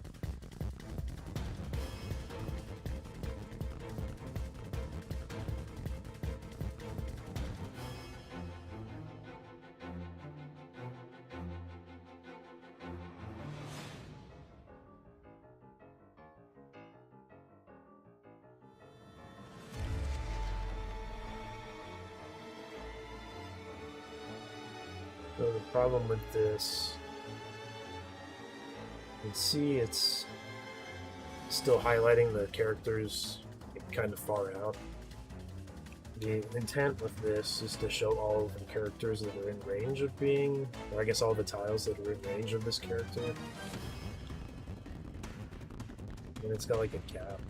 I'm not sure how I want to address this yet. Not bad. You can still see who they can actually heal.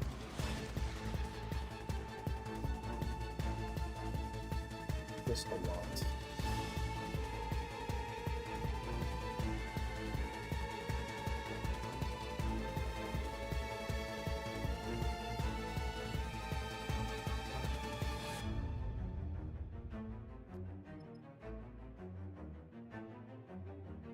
Look at what I still needed to fix.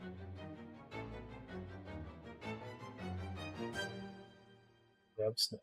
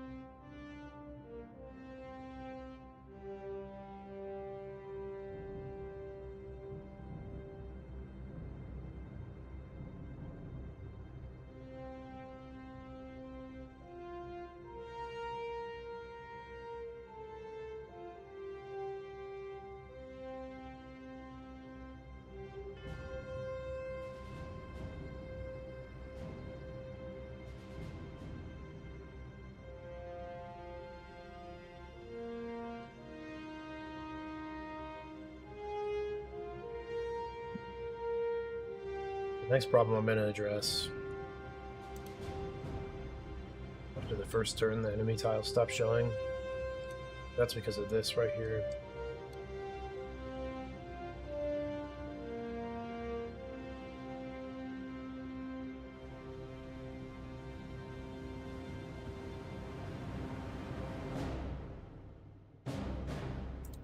Maybe what we do.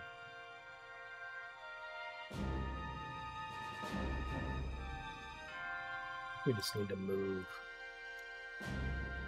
that there.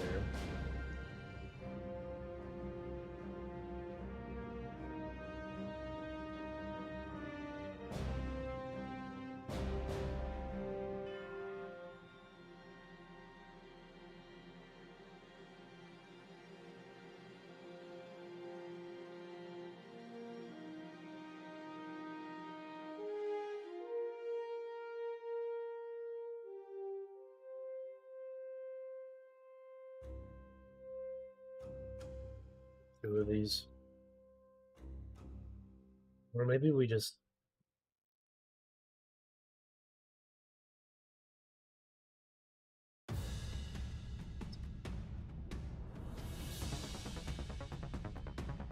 We're on the same team.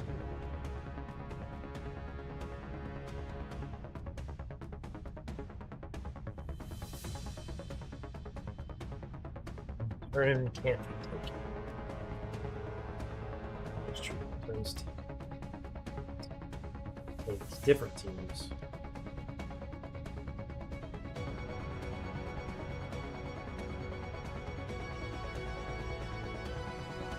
I guess we just don't care if it's different team.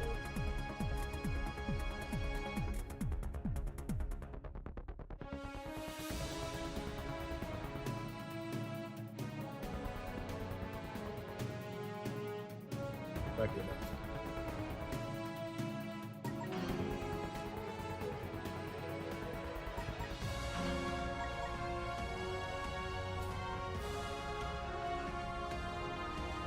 Something might happen.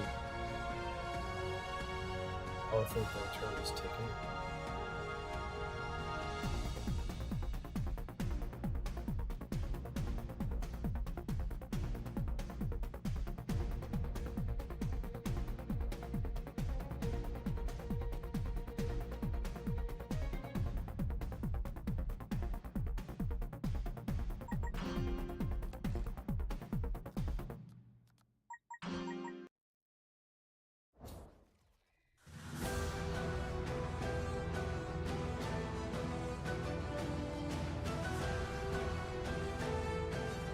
We just need to make sure next turn we can still see enemy tiles.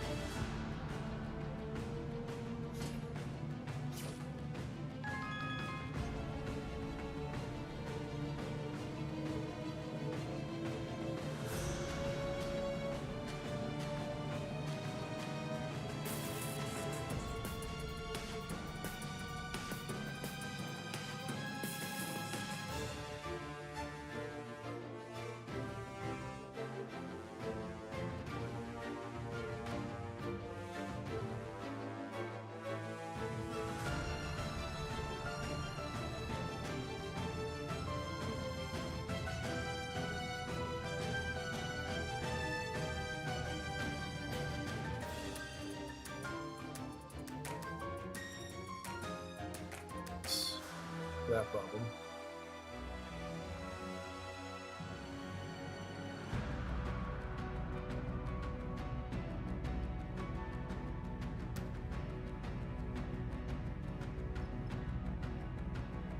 Oh.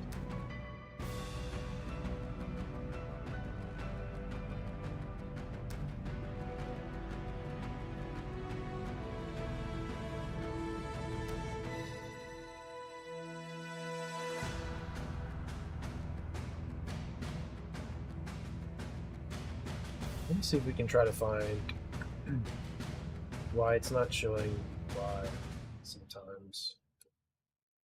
Counter attack, it's not showing the level up screen for some reason. Let's see if we can track that down.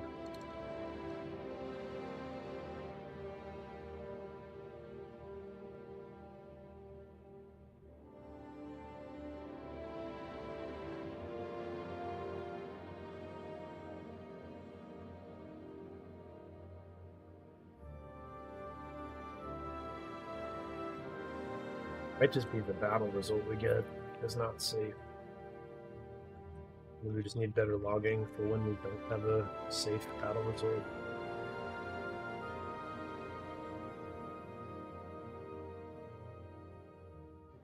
Let's look.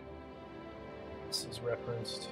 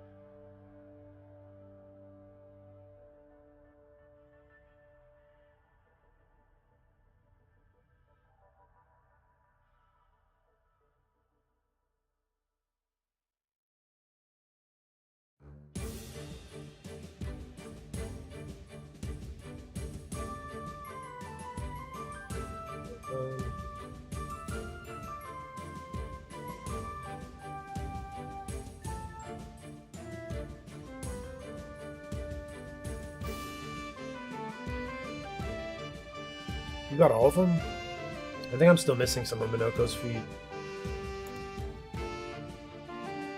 Look real quick.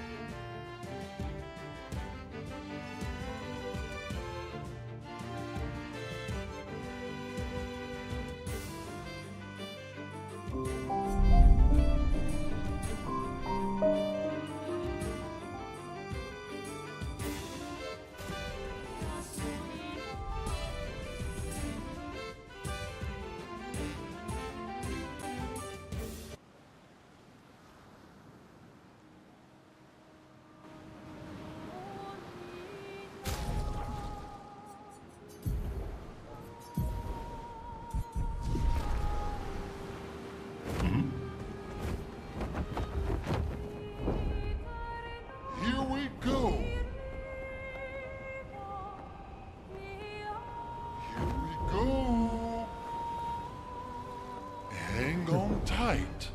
Who's the nearest flat? Or I can just go to the point actually. That's probably best.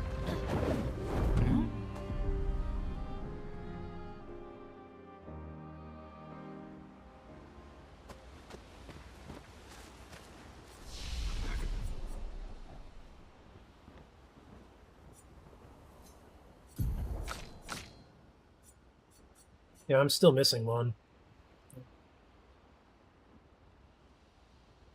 Endless Night Sanctuary.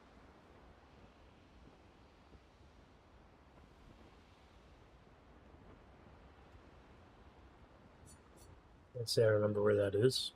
That's okay.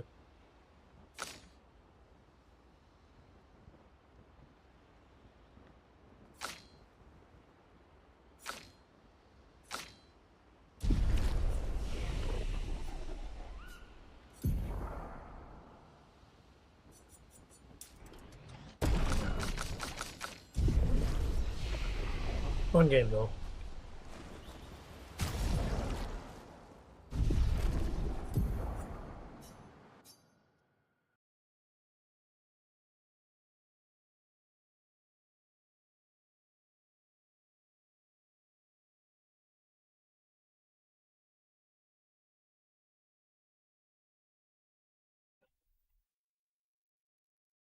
Minoko's best weapon on beating the boss.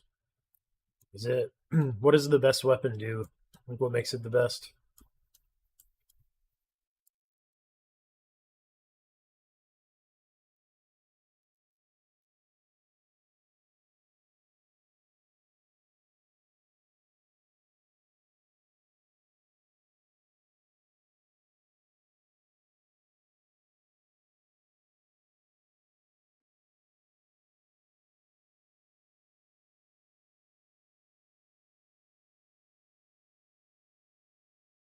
Darts and Almighty Mask. I wonder if Minoko's damage scaling actually does okay. Because I don't really use Almighty Mask. I don't even run a skill that uses Almighty.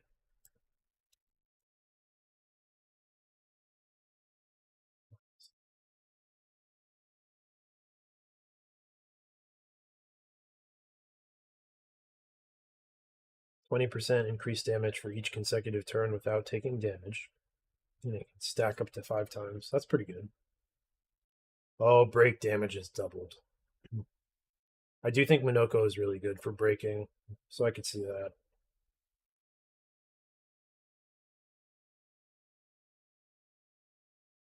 Arrow.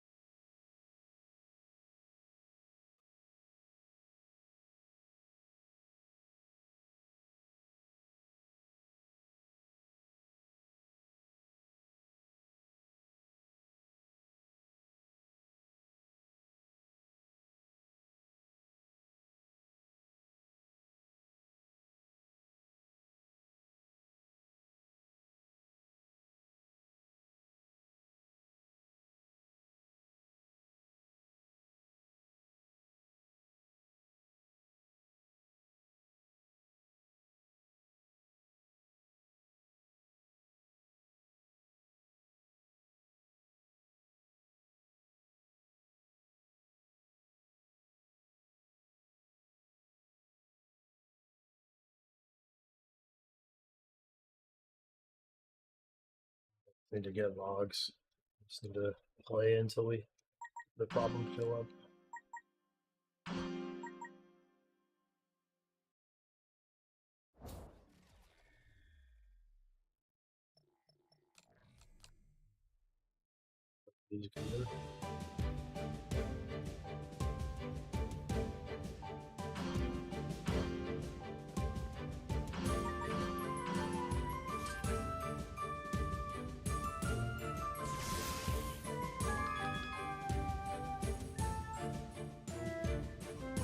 I don't think Jaxel just dodged.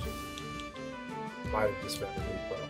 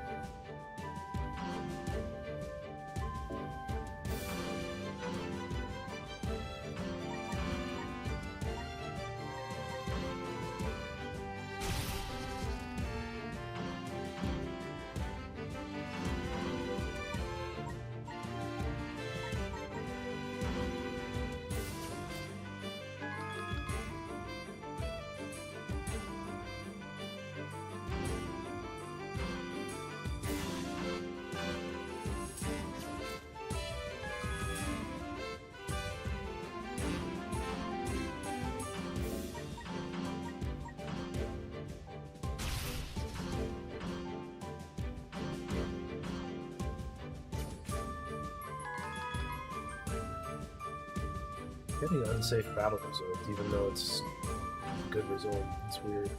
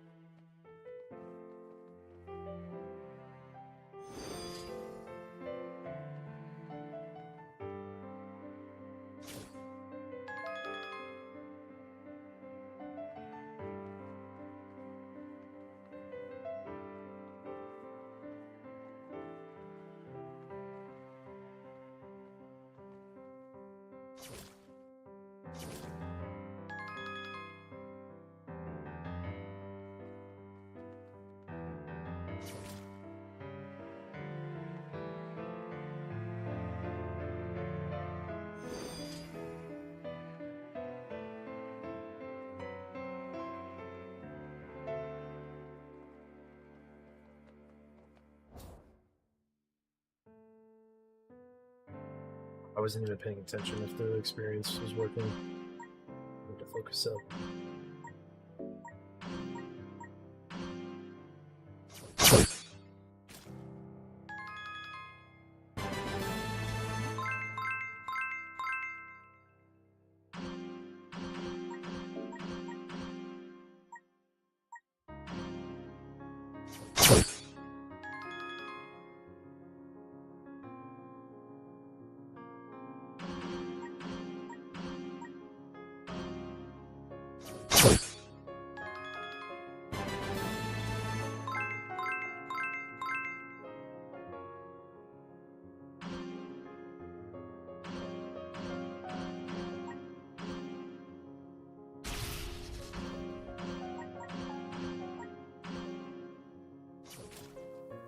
Get wrecked.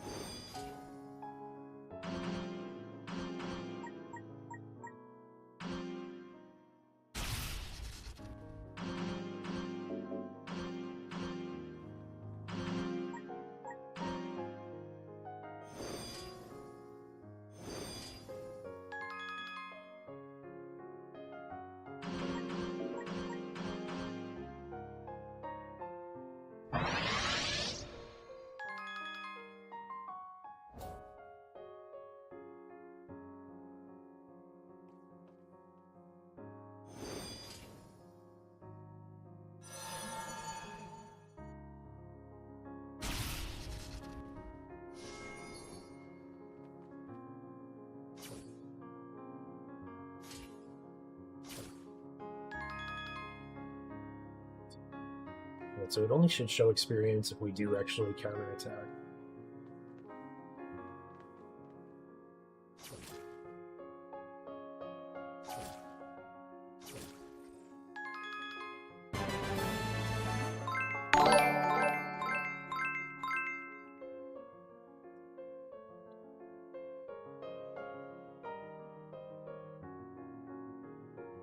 Thank you for following. Got the wrong screen up. 1 second. Let me see who you are. Sun Wukong Ri, thank you for following. Glad to have you here.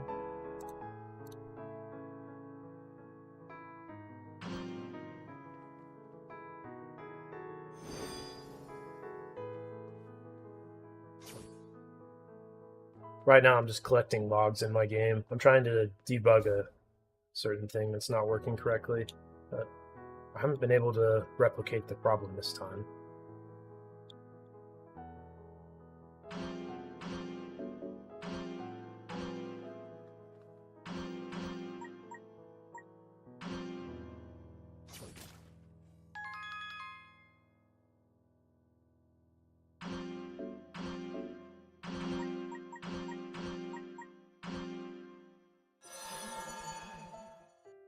I do have a demo for this game coming out next week on Tuesday. This game is called Curse of Dominion. And yeah, it's a game I've been working on this year. I started on it in February, so made a lot of progress since then. Feel free to check it out.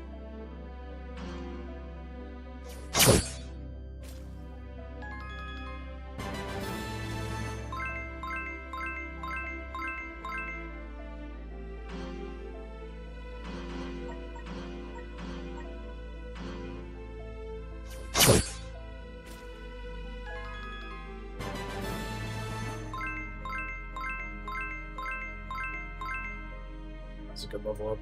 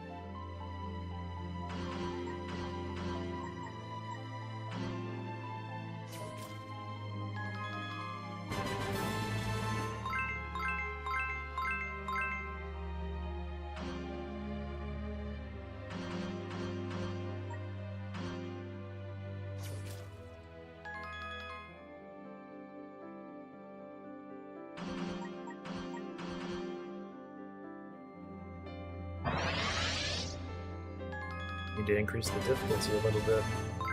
These new skills take them out pretty easy.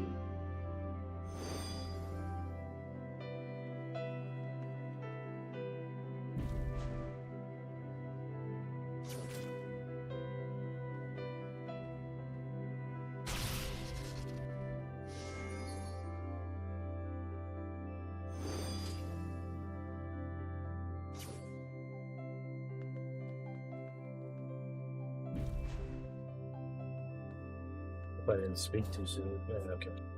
Still here.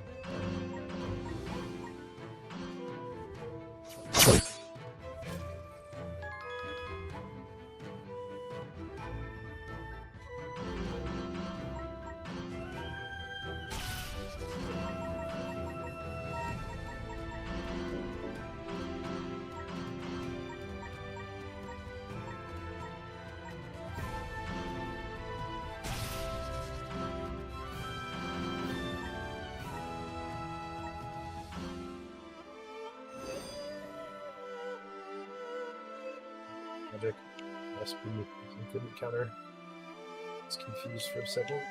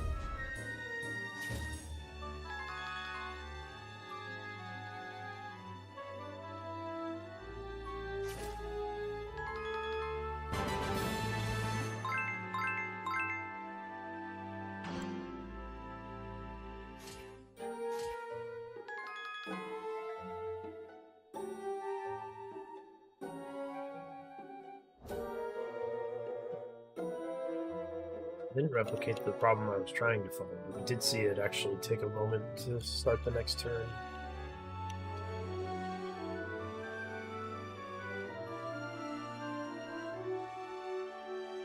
I don't see anything in the logs that show why. I have to find where it might be happening and add better logging. Here we got all of them. Probably get both of these guys one attack.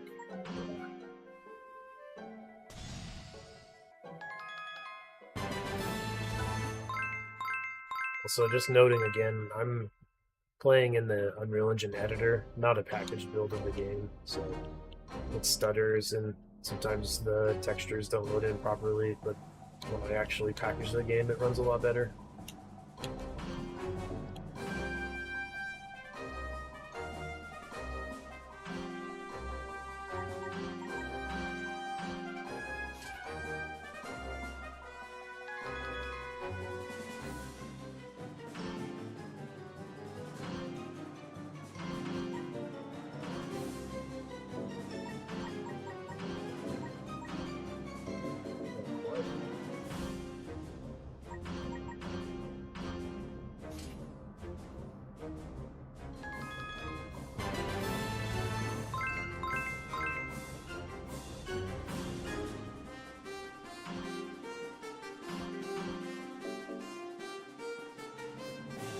3 enemies left.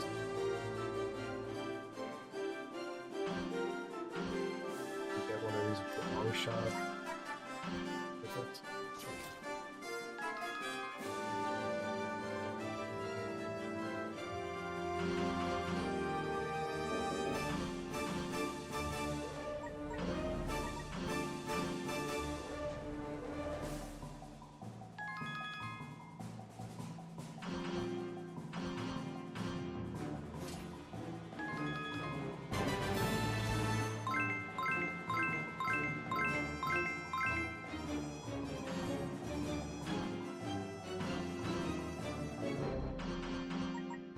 One shot to finish it off.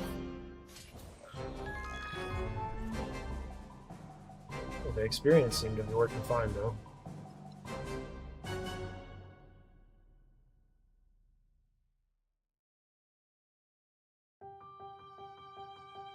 Keep this long, make it need to be.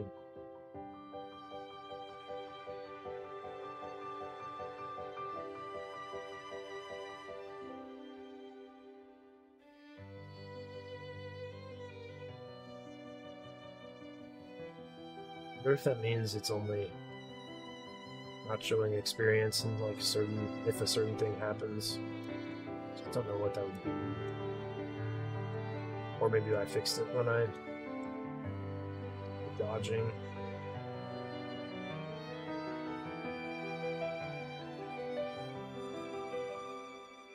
I thought I did see an instance where they dodged, but it didn't actually show the dodge animation.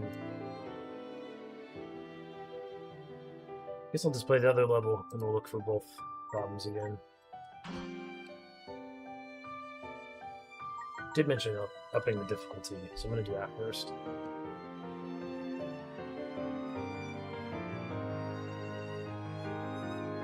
I think the most impactful thing I can do is just raise the level of some of the characters.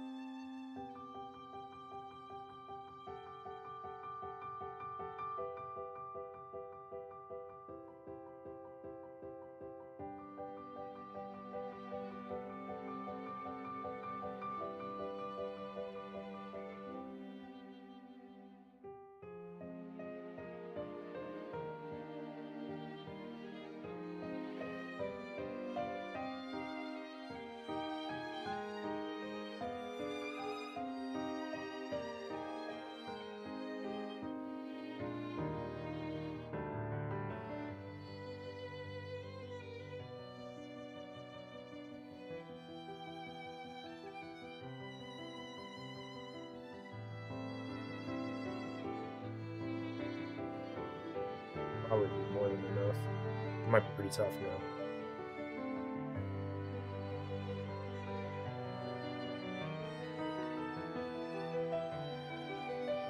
You just mean the 10-minute delay? I think it says there's a 10-minute delay, but I don't think there actually is.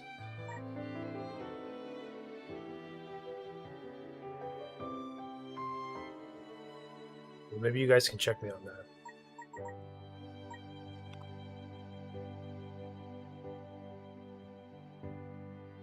But I'm using... It wouldn't... Maybe it's just first time. Let me look at my settings. Yeah, thanks for being here.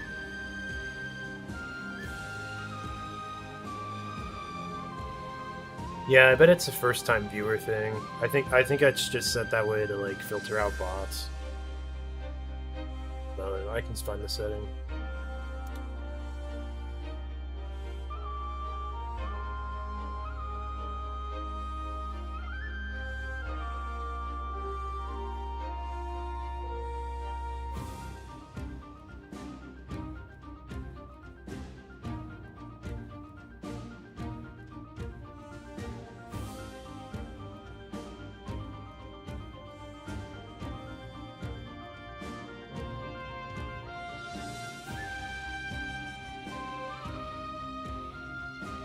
I can't remember where the setting is. I'm struggling.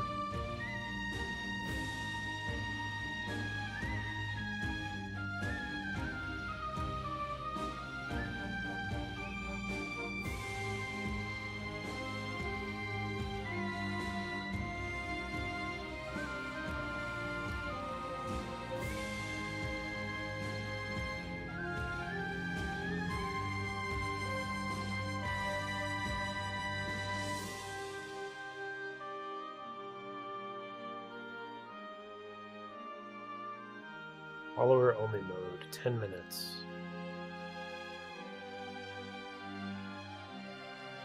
I'm gonna try doing 0 minutes.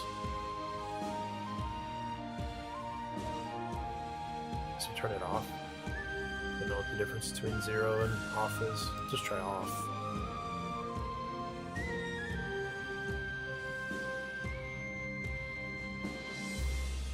Well, see how that goes. Hopefully I don't regret making it so people can chat right away.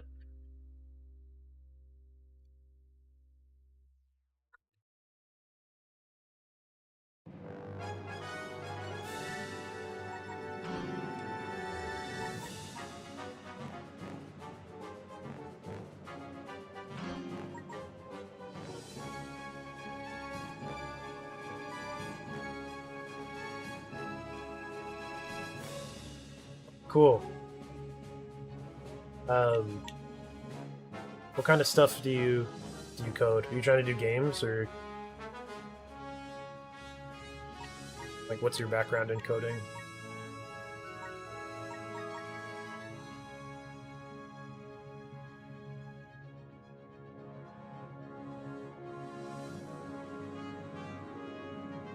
Ah, cool. I really like Python. I used it at work a fair amount. I used to work as a software engineer at my college's IT office. So I did a lot of Python scripts. Python's pretty cool.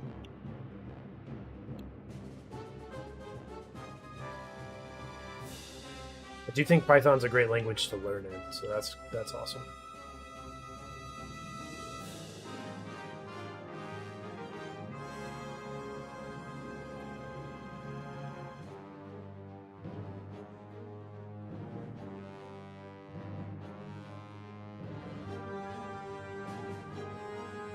Oh, and you might even see some Python in my stream. I've got a couple scripts that help handle the data when I'm like preparing data tables in Unreal Engine. So I don't use them a ton, but every now and then I'll have them up.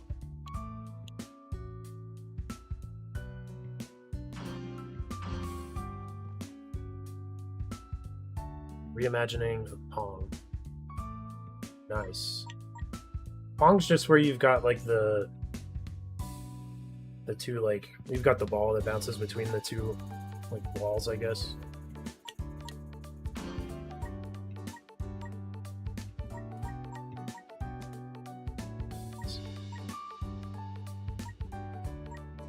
What kind of reimagining are you doing? What's your take on it?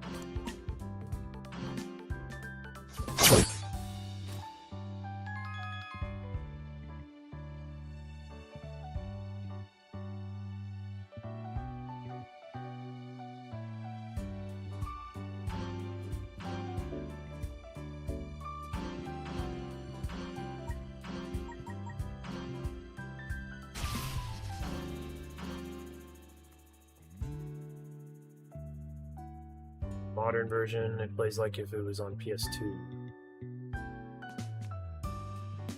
Okay. I guess I'm not really picturing what you mean, though.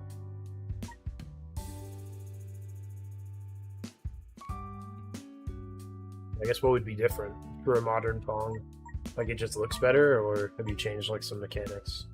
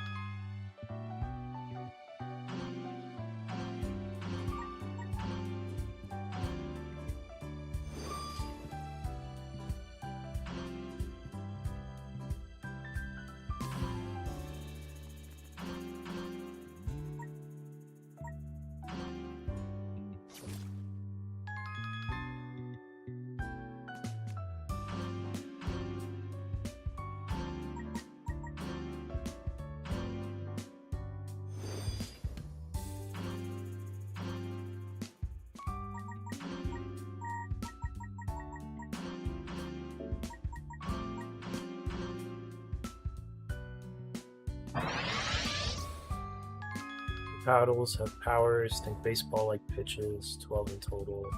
Paddle skins, ball skins, soundtracks, different modes, settings. Well, that's cool.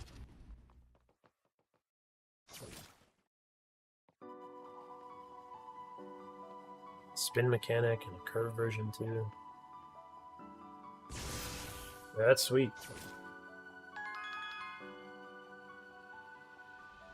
Is it more like a personal project, or are you planning on like putting it on Steam or something someday?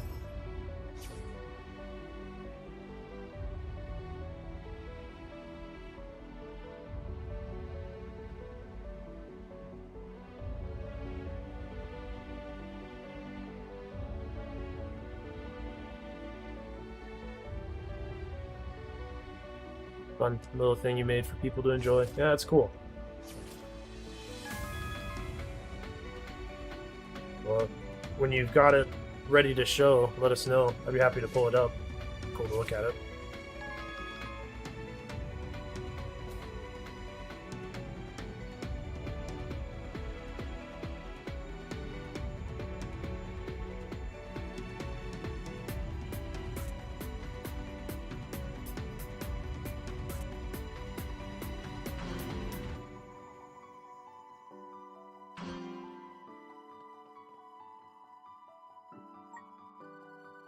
I don't think you do. Let's see.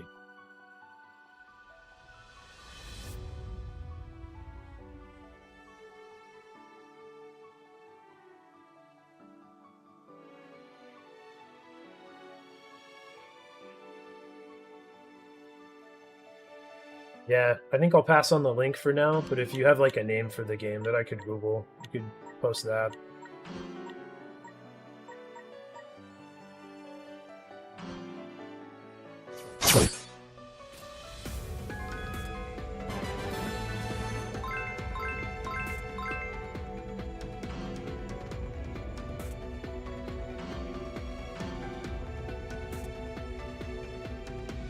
Monkey bot.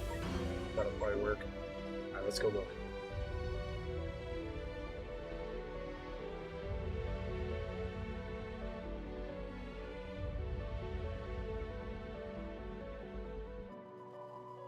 Is this you? Let's see. Wrong.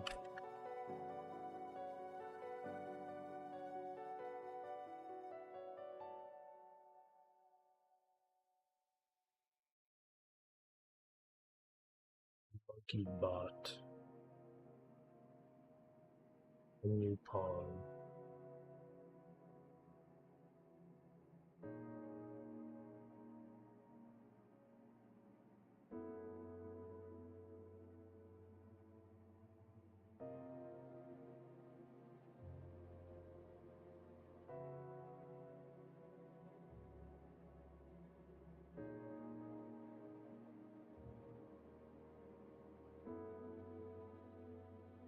You not show up when I did your name?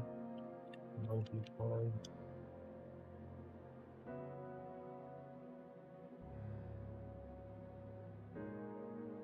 Monkey bot, sorry, my bad.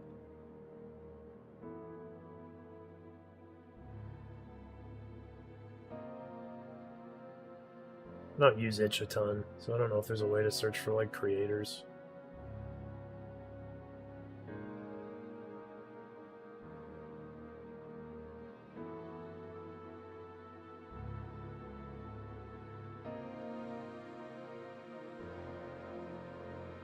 Yes, Stream Elements. Thank you for telling everyone we can do HelloFresh stuff.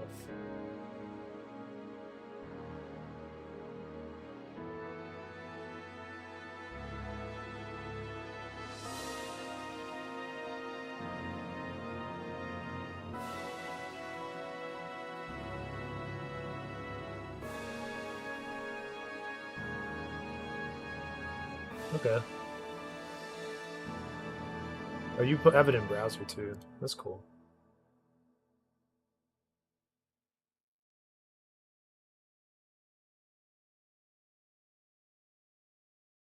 Can't promise I'll play it for very long, but we'll check it out. Or you can even use a Controller? I didn't know you could use a controller in browser stuff. That's cool. You got multiplayer.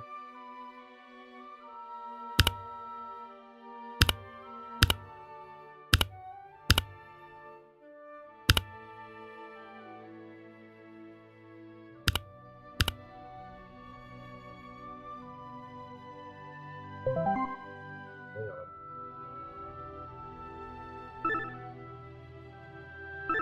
Okay.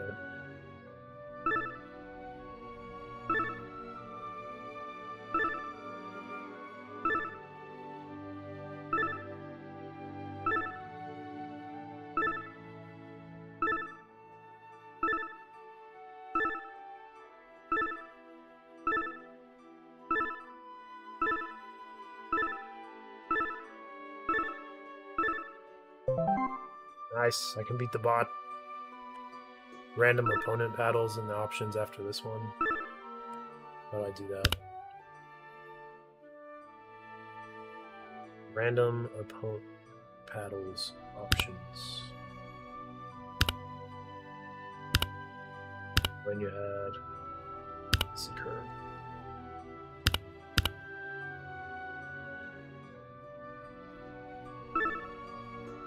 Whoa. Okay. I don't like curve. Turn that off.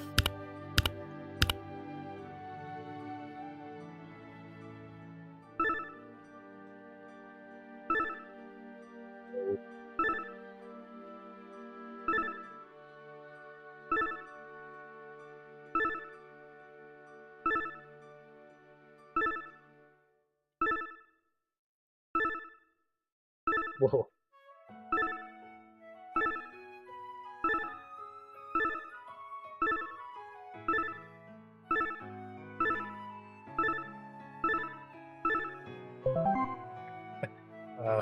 That's cool.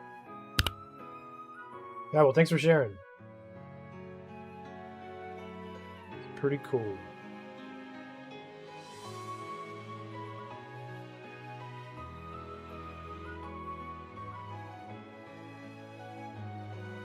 It's good stuff.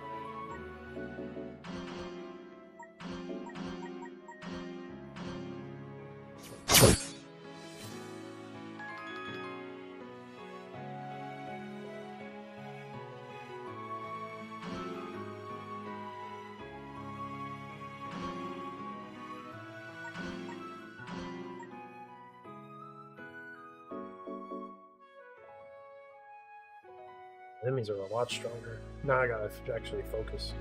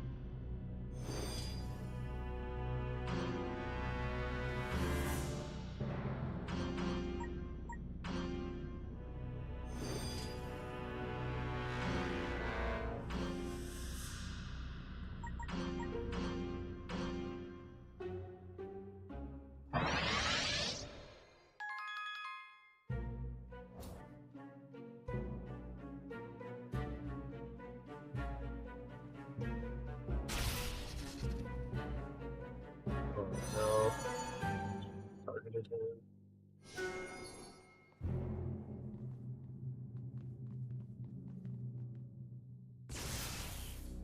Oh, he crit me. That's not good.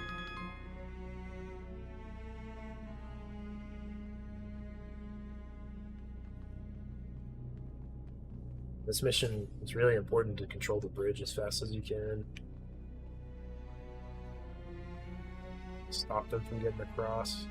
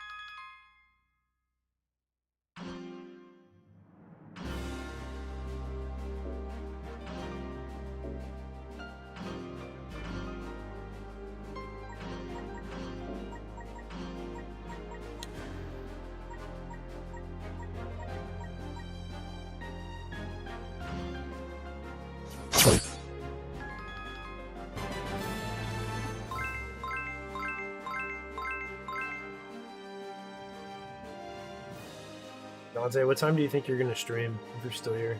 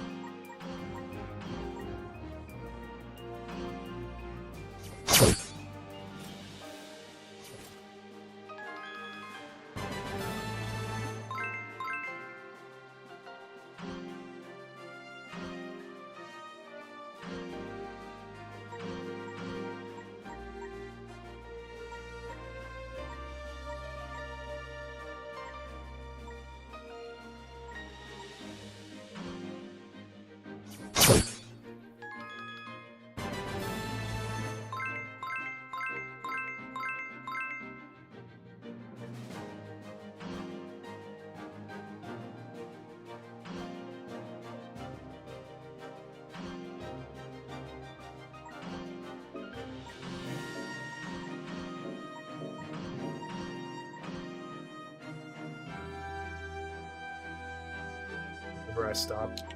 Yeah, I'll probably finish as soon as this mission's over. I want to grab lunch and stuff, but I'll lurk until I'm done with that.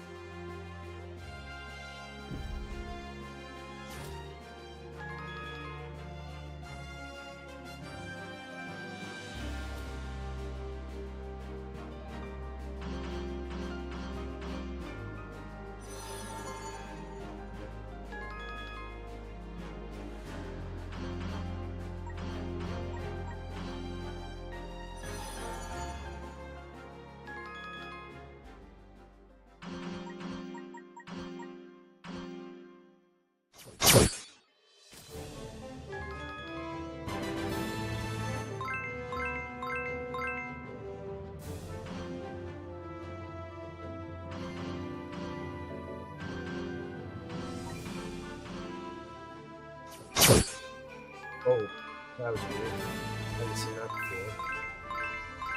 Listed in the sky. Blip.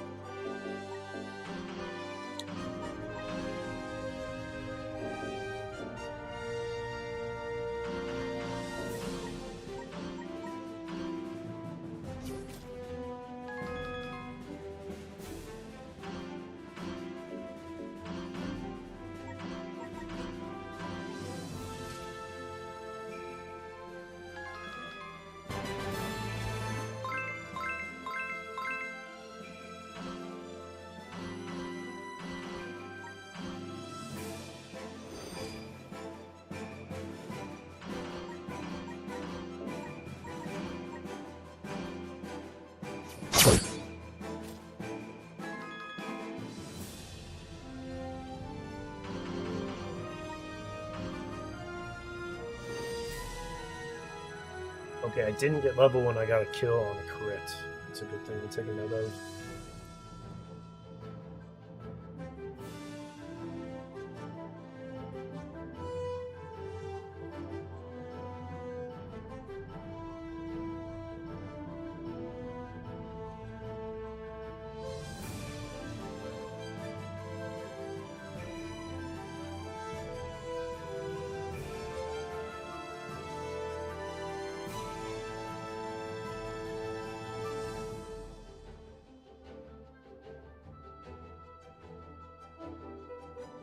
I think it still applies to the experience, it just didn't show it.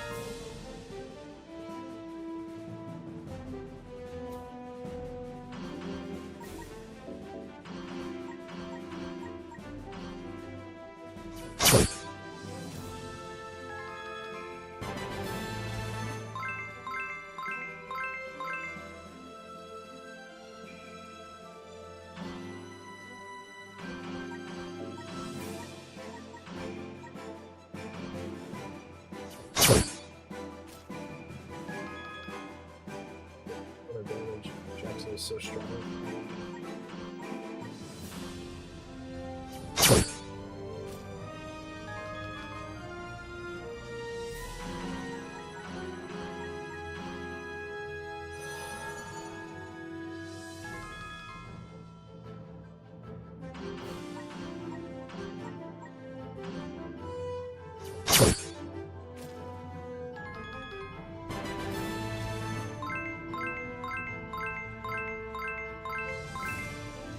It's a pretty good level.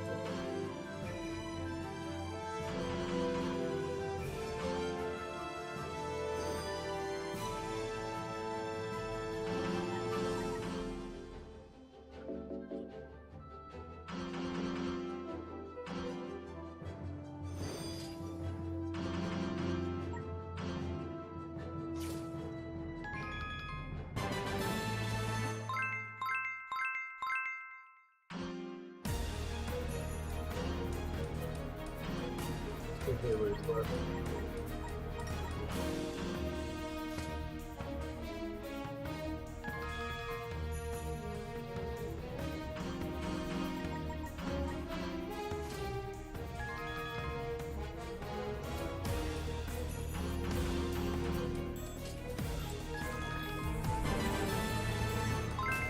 It's starting to run pretty good.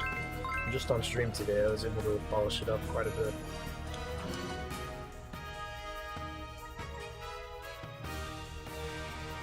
Probably going to end the stream there. Thanks everybody for coming to check it out. Dante's going to be streaming soon, so you guys can check his stream out if you want. Son Wukong and Dante, I appreciate you guys. You guys take it easy.